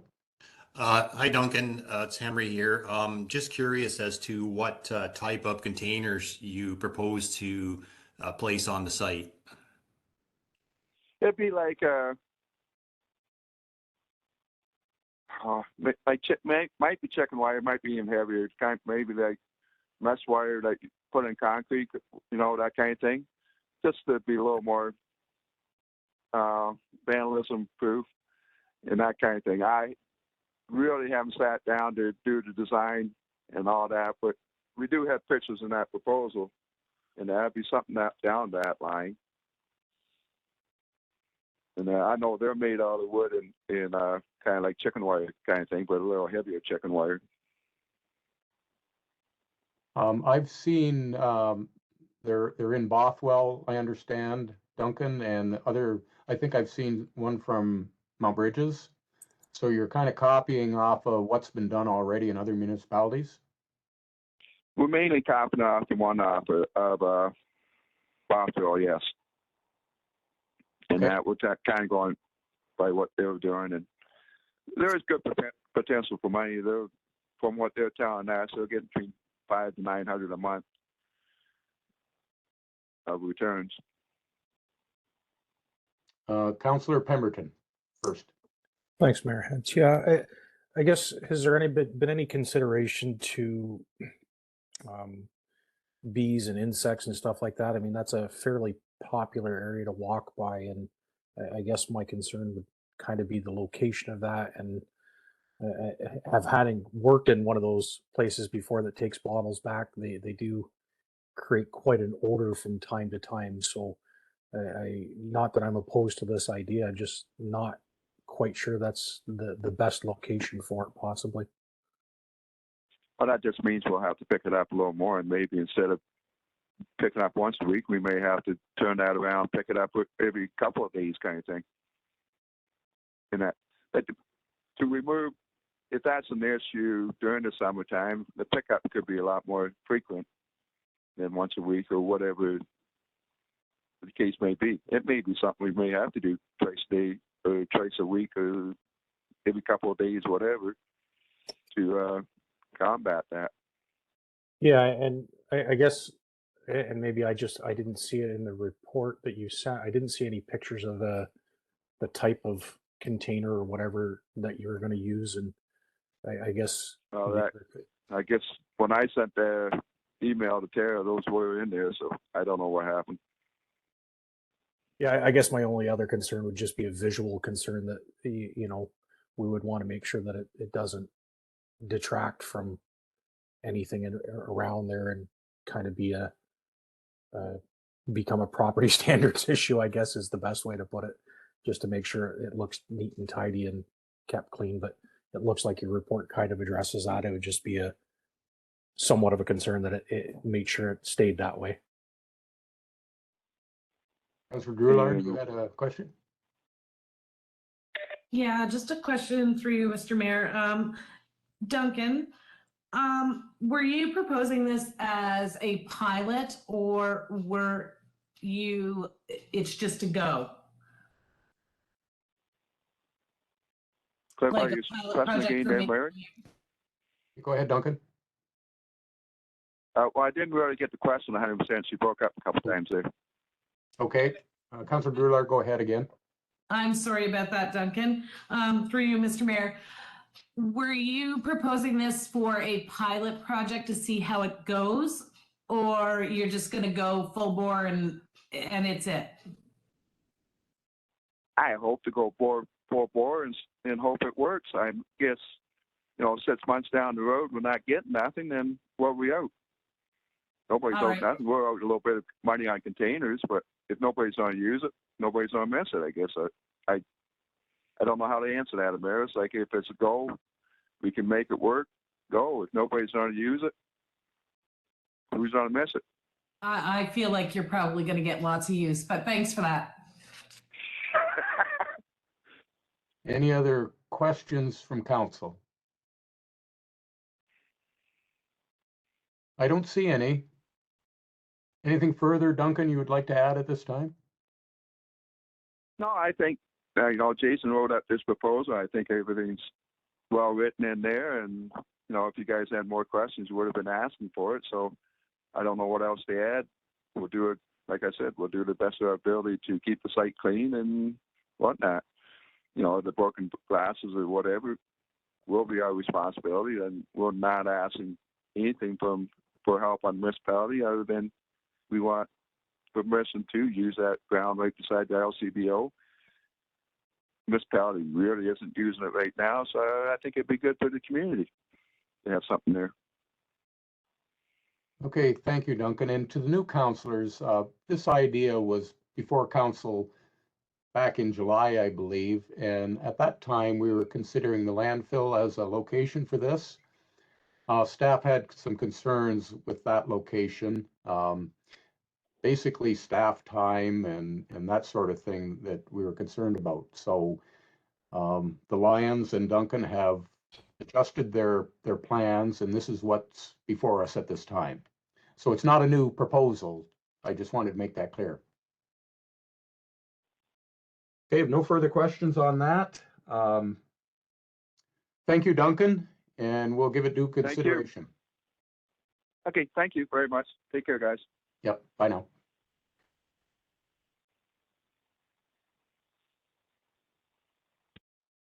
Okay, we're a little bit early for the next delegation, but I don't think there's any problem. John Cowenberg, are you online?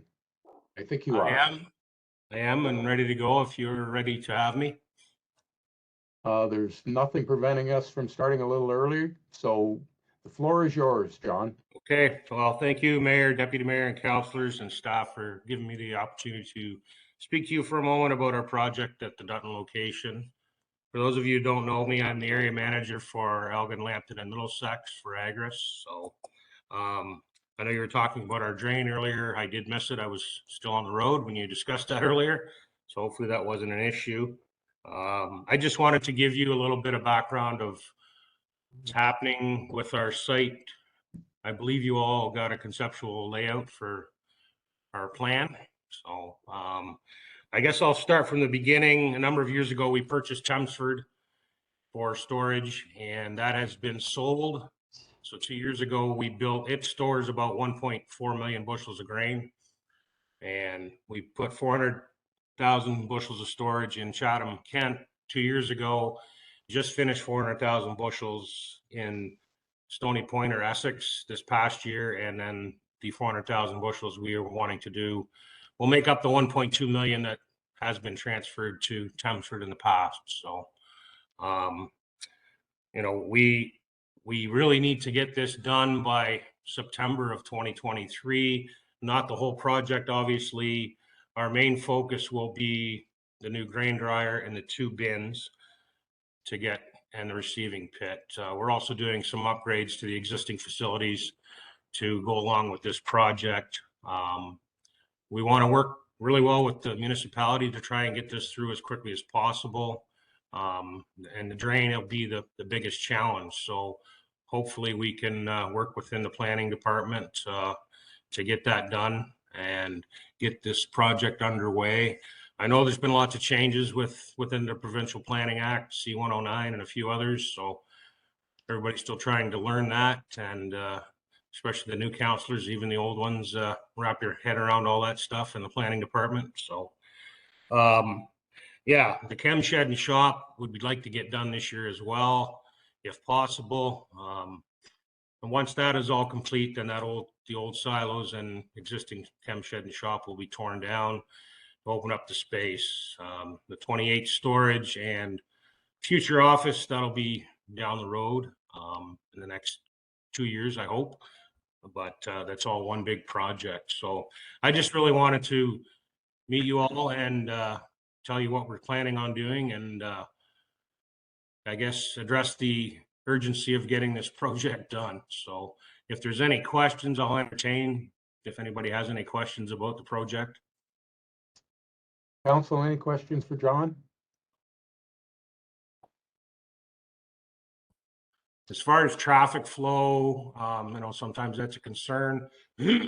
Traffic total won't really change, but it will spread it more throughout the year versus farmers bringing in their grain in the fall and then us trucking out 300,000 bushels to make room. So it's all still got to go someplace, but it'll be spread out more through the year. So that will hopefully help with some traffic flow issues. And the 28 storage, you know, 90% of ownership is if you have it, you can sell it. And that's been a challenge over the last couple of years, especially with COVID and getting product on time. So that's one of the reasons why we're looking at the 28 storage facility as well. So but yeah, I guess if that's all I really have. I just wanted to let you know what we're doing. It's probably going to be, by the time it's done, about a $6 to $7 million project. So it's certainly going to help our industry out and the municipality as well. So thank you for your time.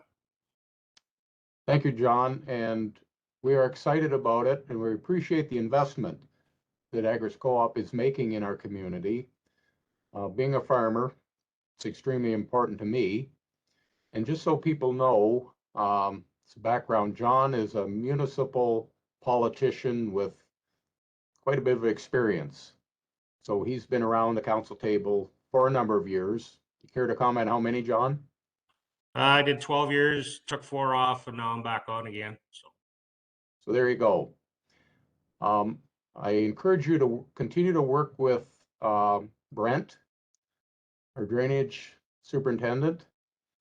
He did give a report on the school drain, it's called, and our engineer, and we will make it happen as quickly as possible, because we do see an investment as an investment in our community. So thank you, John. And if there's no further questions. Okay, thank you. Yep, Have a good you're welcome to hang around and see how Dutton Dunwich handles meetings, but that's up to you. I've been watching since I got home, so. Okay. It's not much different than Warwick Township. Thanks, John. Thank you.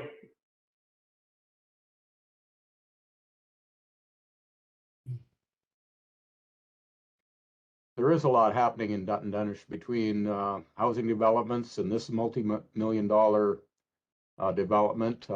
Deputy Mayor Loveland, you have a comment? You're on mute, I think. I just wanted to go back a bit to the insurance. I think we should be passing a resolution to accept that policy for this year. I don't think one was made unless I fell asleep for a second. And I guess the other thing, I know we haven't had time this year, but this is my 5th year on council now, and I think it's time we look at going out for a proposal. I know there's not a lot of people in that business, but I think a pretty big increase Didn't again, Joe- and just sometimes nice to go out and see what the market's really like.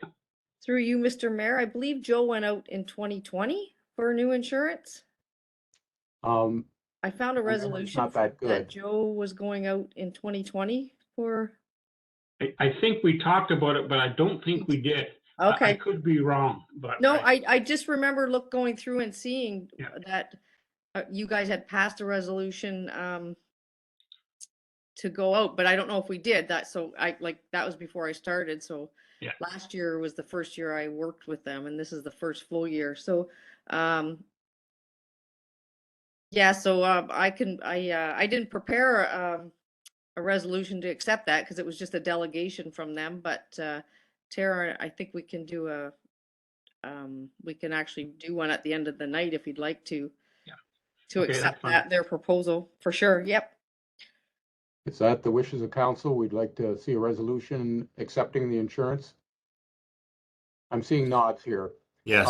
If I could comment on the insurance, the county didn't shop it this year as well. They stuck with, and that question came out at county council, why didn't you go out there? The insurance market is really funny right now. Can't hear me? Anybody else having trouble? No, I can hear you. Councilor Drulard, I think everyone else can hear me. You were cutting in and out, but I think someone turned their mic off. Okay. Just a comment on the insurance, and the county didn't shop it as well, and the reason being, it's kind of a difficult market. And if you, for example, we had cyber insurance that we previously had, you try and get that stuff now, and you may or may not, or you're going to pay an awful lot for it. So I agree with looking around, but maybe at this time's not the best time to do it. For them reasons, and we could speak to county on this issue and the reasons that they determined to be not worth going and shopping at this time. Not that we don't do it down the road, but that's just comments that I've gleaned from county decisions. I know that at the treasurer's meeting, we did all discuss, because we all have the same, Marsh is pretty much everybody's for municipality, because there's very few insurance companies that will take a municipality. But we did all discuss about going out as a group and trying to get new rates maybe next year. So, but yeah, yeah, you're right, Ken. We should be looking at that at least every 5 years at the minimum. So yeah. Are you okay with that, Ken? If we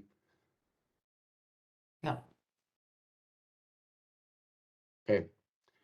I realize we can't do it this year, and I just wanted to make that comment so we maybe could talk about it next summer. Yeah, for sure. I know the county was looking at a 23% increase, and they got around that. They increased their deductibles by quite a bit and managed to knock some off. But I think they're still looking at correct me if I'm wrong, Tracy, maybe I heard 18% as well or something like that. Yes. So we're all in this together and it's very costly. Okay.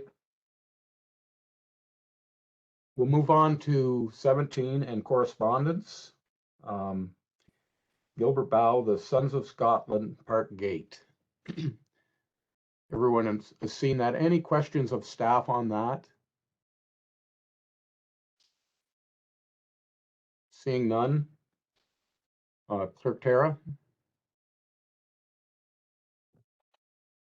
Moved by Dreyfus, seconded by Loveland, that correspondence item 16A from Gilbert Bow be received and filed, and that council directs staff to reinstall the gates at Sons of Scotland Park in spring of 2023.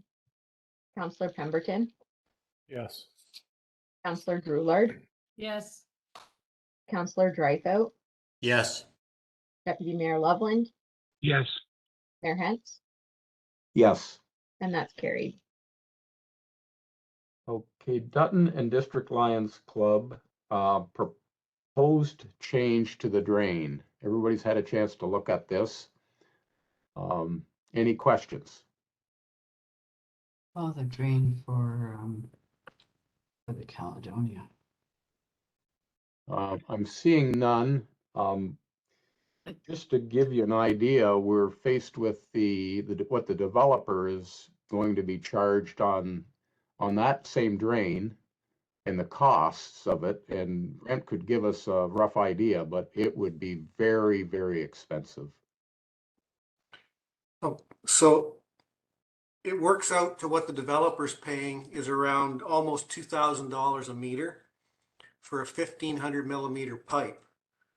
The pipe, I'm looking at the plan here for the Bennett drain, and it looks like it's a 2,000 millimeter pipe that's used to get in and out of Caledonia now off of Pioneer Line.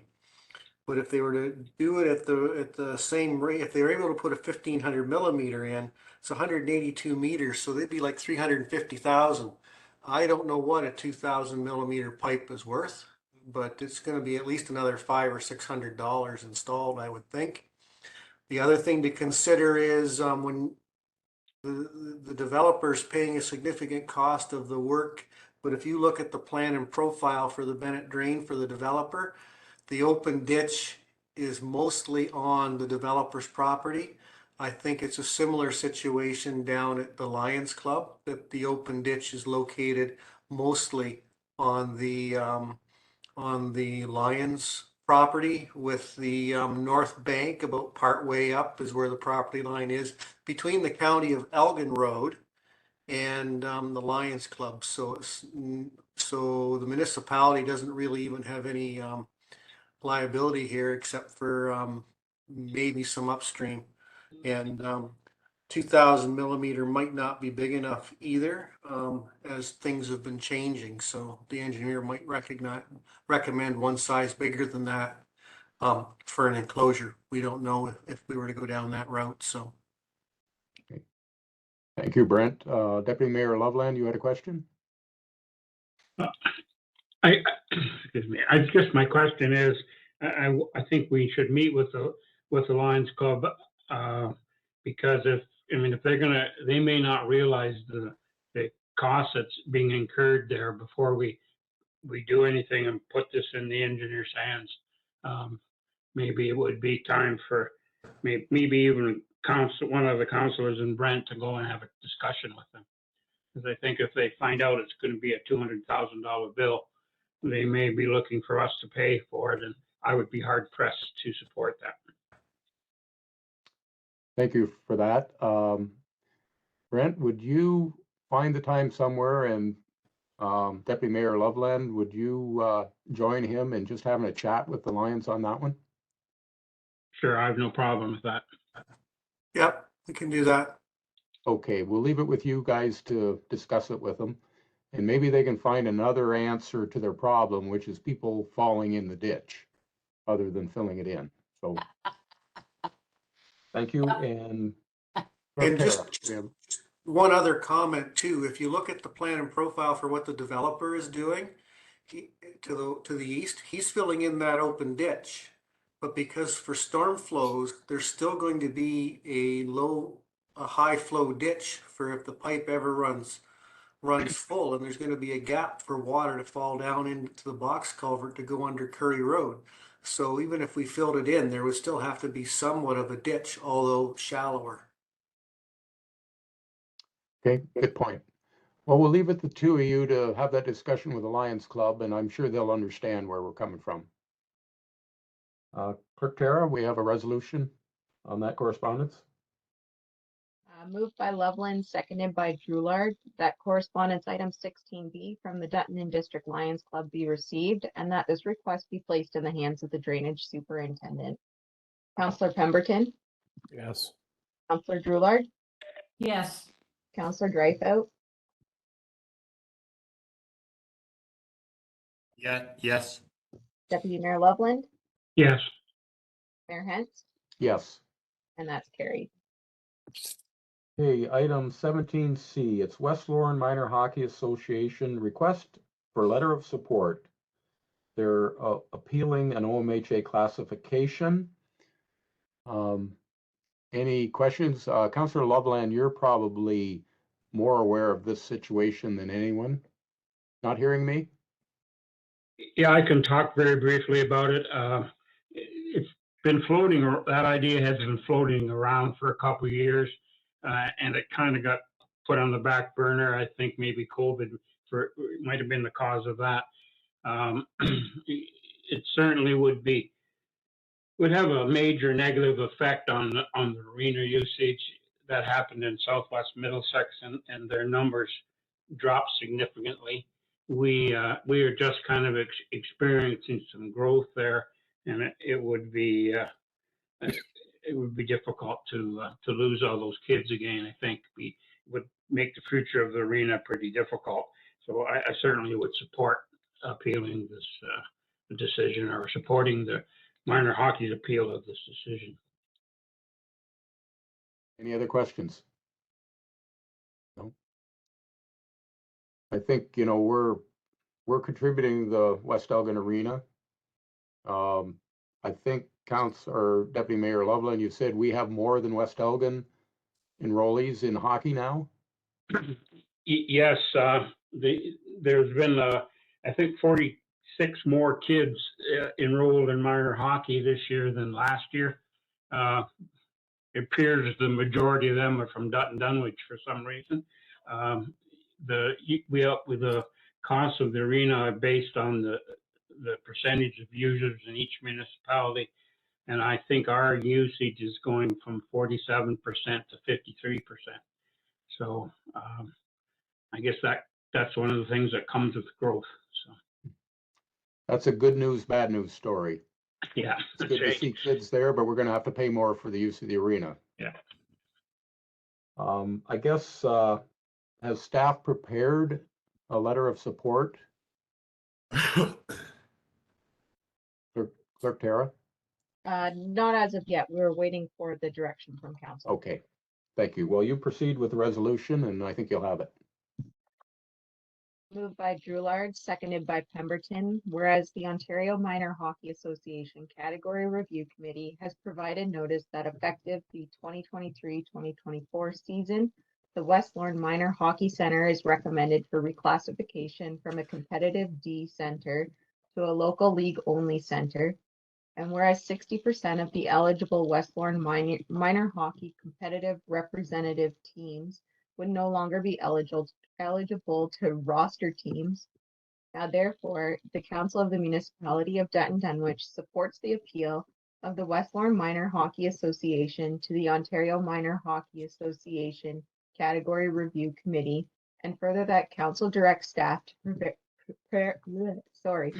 prepare a letter of support for this appeal. Councillor Pemberton, Yes. Councillor Drulard, Yes. Councillor Dreyfus, Yes. Deputy Mayor Loveland, Yes. Mayor Hens, Yes. and that's carried. Okay, thank you. 17D, Elgin County Tree Commissioner, proposed woodlands clearing of Part Lot 19, Concession 5 north of A, Municipality of Dutton Dunwich. Everybody's had a look at this thing. Questions, concerns?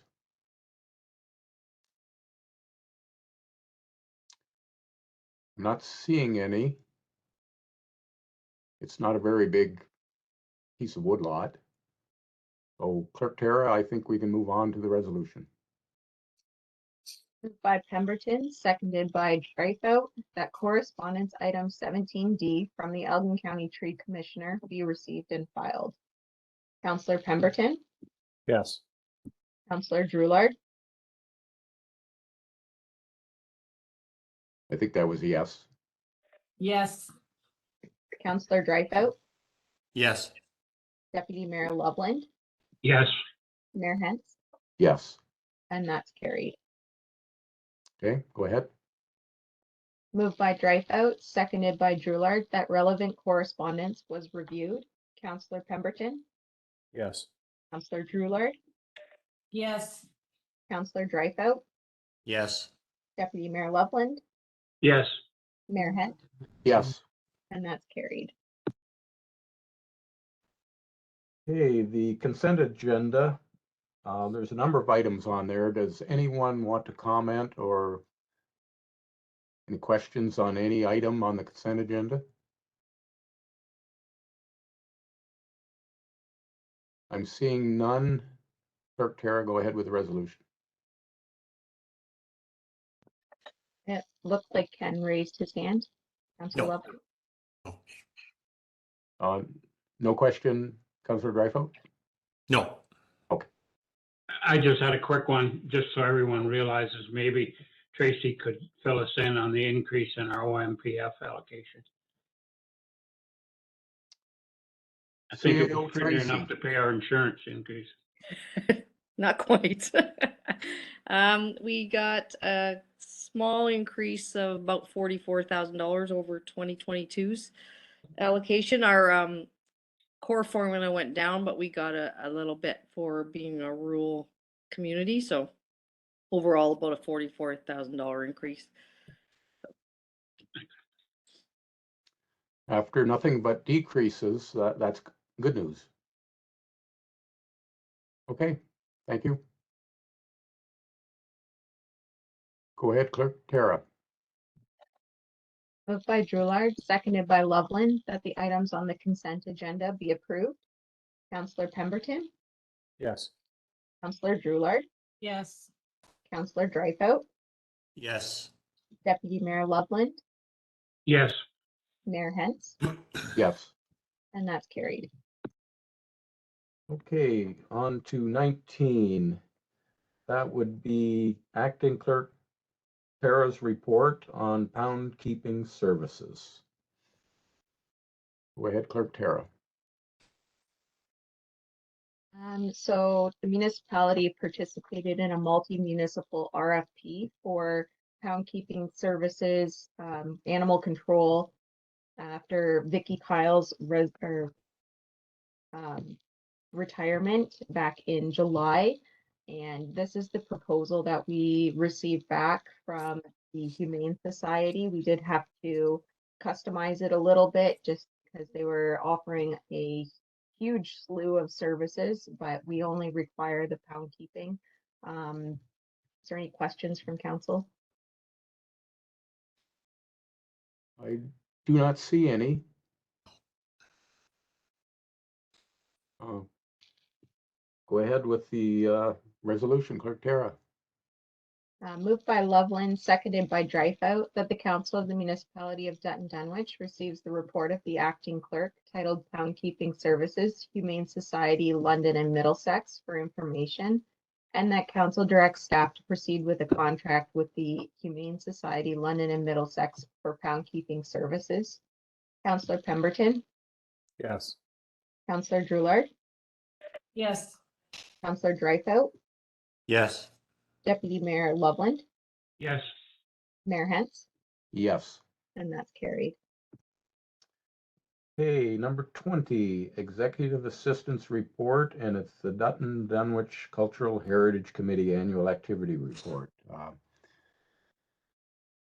Is anybody gonna deliver on that, or are we just gonna accept the report as read? Everybody has seen the report? Mm-hmm. Okay. Any questions? Seeing none? Go ahead, Clerk Tara. Moved by Dreyfus, seconded by Pemberton, that the Council of the Municipality of Dutton Dunwich receives the report of the Executive Assistant titled Dutton Dunwich Cultural Heritage Committee Annual Activity Report 2022, dated December 14th, 2022 for information. Councillor Pemberton, Yes. Councillor Goulard, Yes. Councillor Dreyfus, Yes. Deputy Mayor Loveland, Yes. Mayor Hens, Yes. and that's carried. 20B, our Municipal Health and Safety Policies Annual Review. Everybody's had a chance to read it, every word of it. I'm seeing nods. Any questions? Seeing none. Go ahead, Clerk Tara. Moved by Pemberton, seconded by Droulard, that the Council of the Municipality of Dutton Dunwich receives the report of the Executive Assistant titled Municipal Health and Safety Policies Annual Review, dated December 14th, 2022 for information. Councillor Pemberton, Yes. Councillor Droulard, Yes. Councillor Dreyfus, Yes. Deputy Mayor Loveland, Yes. Mayor Hens, Yes. and that's carried. Okay. 20C, the Quality Management System Operational Plan. Now, I know everybody read every word of this one. Is there any questions? Seeing none. Clerk Tara.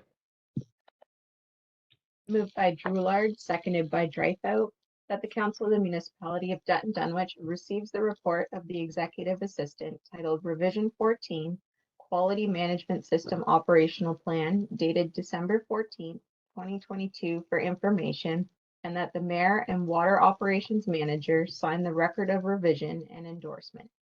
Councillor Pemberton, Yes. Councillor Droulard, Yes. Councillor Dreyfus, Yes. Deputy Mayor Loveland, Yes. Mayor Hens, Yes. and that's carried. 21, any unfinished business? I can put together the resolution for the insurance here if you would like. Okay, do you want to do that now? Or just save it to the end? Well, I've got one written up. Okay. Um, Oh, hold it 1 second, Councillor Loveland. I just wondered if this was a good time under unfinished business to talk about Roma and those delegations that that we have kind of booked tentatively. So Yep, thank you for that. You got a better memory than I do, Deputy Mayor Loveland. 2 delegations, and I didn't mean to go around council on this, but there was a short timeline on getting these things in, or you wouldn't get them. So the first one is Ministry of Infrastructure, and we're going after money. We need help with the wastewater treatment plant. So it's not like they haven't heard us before, but we think the squeaky wheel is going to get the grease, so we're going to stay after them. We'll have staff prepare a brief. Hopefully we've got Dylan's EA prepared or that in hand, and anything else that will reinforce our cause. So give it some thought. That's one delegation. I've also asked for a delegation with municipal affairs and housing. And feel free to put input into this ministry. One is Bill 213. I have some concerns with that, and it's maybe too late, but I think we can still address some of them. And another one, and I've been working with Planner Tracy on this one, is rural lots. And it's always been an issue in my mind anyway, that I would like to see more leeway or authority given to municipalities. And we all know that there are lots, buildable lots, that will not take away from farmland, that are in our municipality, and we're aware recently of a couple of them. And I would like to address that issue. The provincial policy statement states no new rural lot creation. And land division holds to that like it's the Bible. I am of the opinion that a little bit of local municipal input into that is warranted. So whether the rest of council supports that or not, I'm going to present my thoughts on that issue as well. And Planner Tracy has already given me some speaking notes to that matter. And everybody will be receiving a brief on that as well. But please feel free to add anything you would like to. We're stuck with them two ministries. As I said, I had to get them in, so I did. And I thought they were the ministries that most closely reflect our concerns in Dutton Dunwich. So any questions, I'd try to answer them. I don't have all the answers yet, but with staff and everybody putting together the speaking points, we will have them. Deputy Mayor Loveland. I just want to make a comment that we've kind of been through all this in the past, and maybe this government will be a little more receptive. I don't know, but we went as far, probably 12 years ago, the ministry asked us to go through our municipality and pick parcels that we thought we could create residential lots on. We spent oodles of time going through and doing that. And they basically, after we did it, said, if you can stand on any of these properties and see land that's farmed, then you're not going to get anywhere. So I think we may be, it's going to take an amendment to the official plan. I know that land division's hands are tied. They have to comply with the plan. So I really think we're wasting our time unless there's more movement than us. Mm-hmm. Any other questions, concerns? I'm going to prepare something anyway. I think this government may have changed, and they've said they're going to build 1.5 million homes. If we ever have an opportunity, this may be it. I have no guarantees on that, but I'm going to make it known anyway. Okay. I can tell you I don't support it, but that's my own personal opinion. Okay. Fair enough. Any other concerns, questions? Okay. I'm just trying to grasp where I'm at here.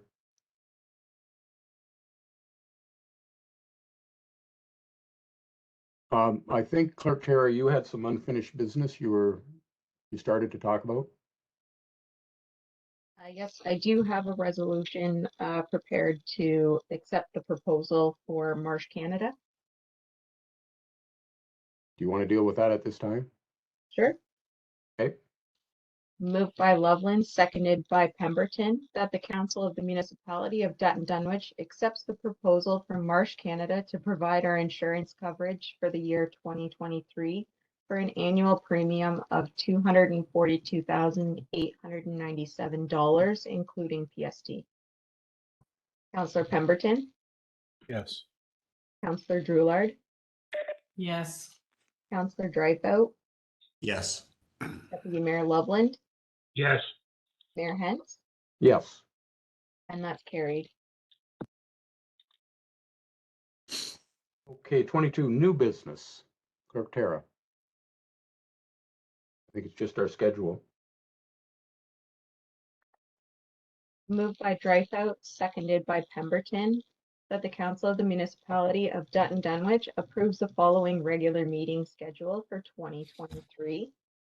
January 11th and 25th, 2023 at 5 p.m. February 8th and 22nd, 2023 at 5 p.m. March 8th and 22nd, 2023 at 5 p.m.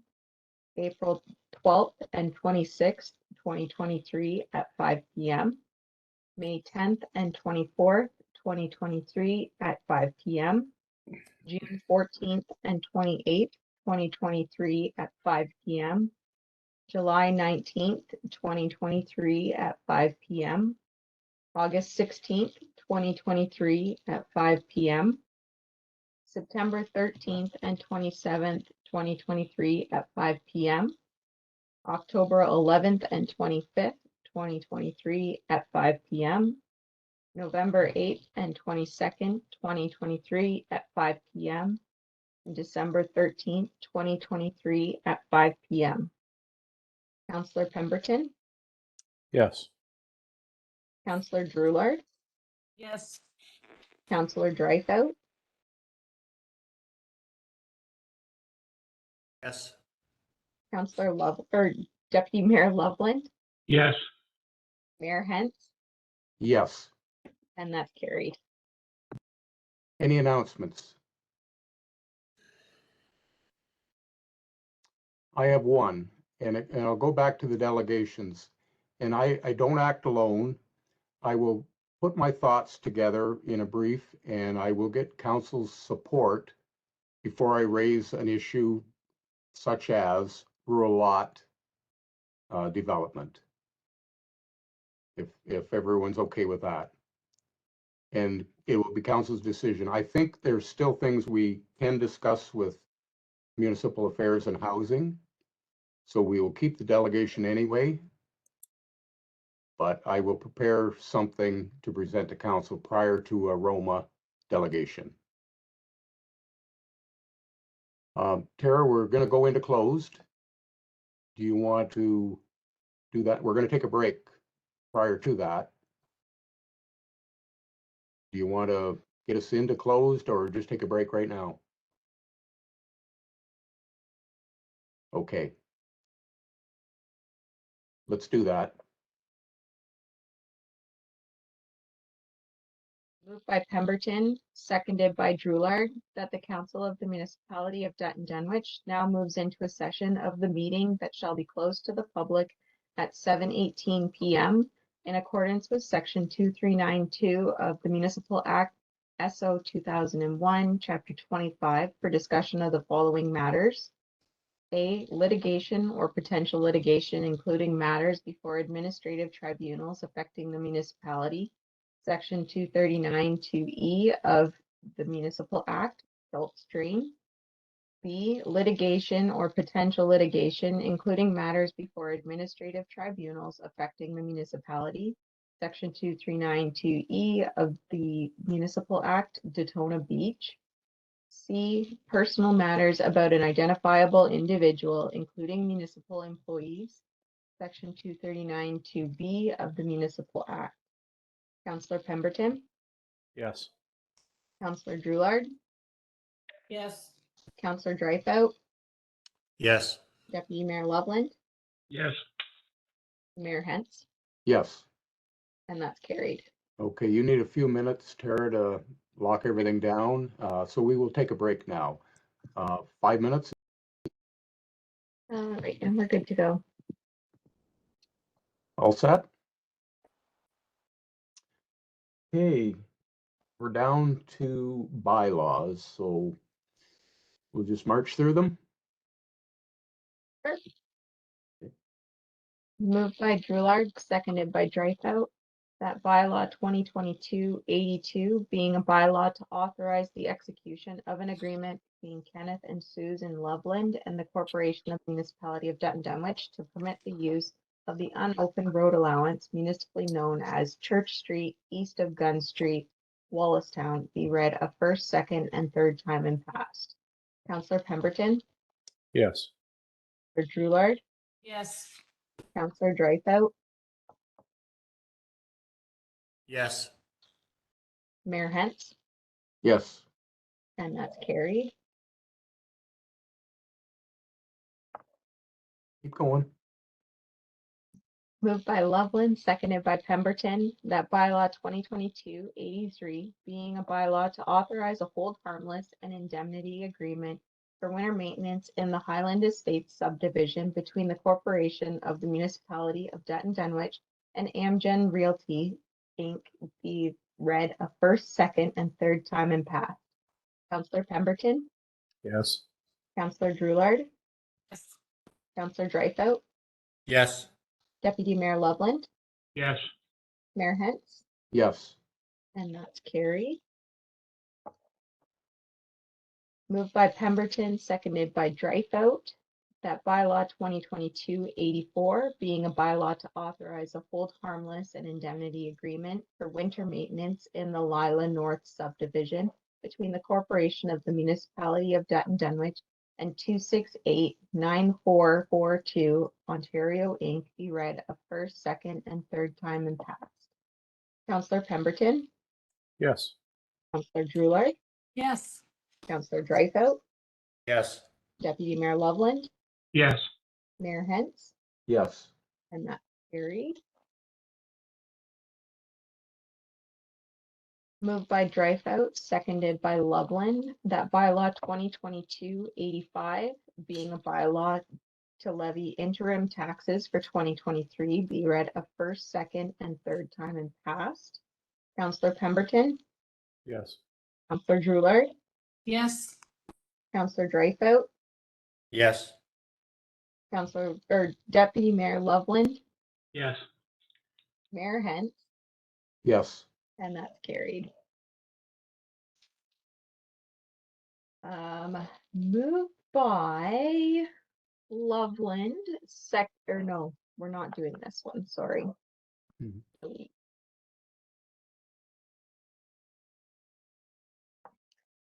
Moved by Loveland, seconded by Droulard, that bylaw 2022-87, being a bylaw to confirm the proceedings of the Municipal Council of the Municipality of Dutton Dunwich, be read a first, second, and third time and passed. Councillor Pemberton, Yes. Councillor Droulard, Yes. Councillor Dryfout, Yes.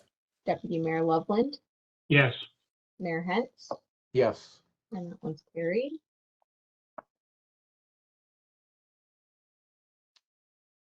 Okay.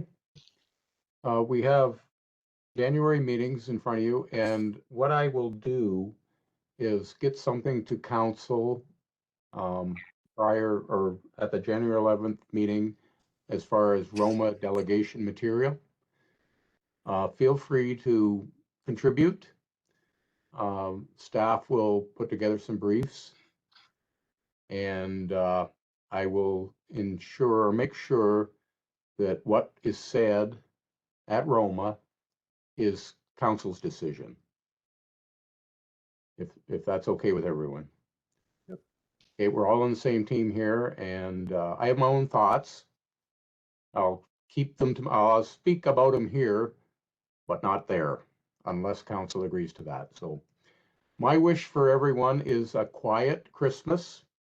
I hope your phone doesn't ring or your email is not busy on municipal matters. That's my wish to council and to staff. Thank you. It was a long meeting, a lot of material to get through. And I appreciate everybody's efforts.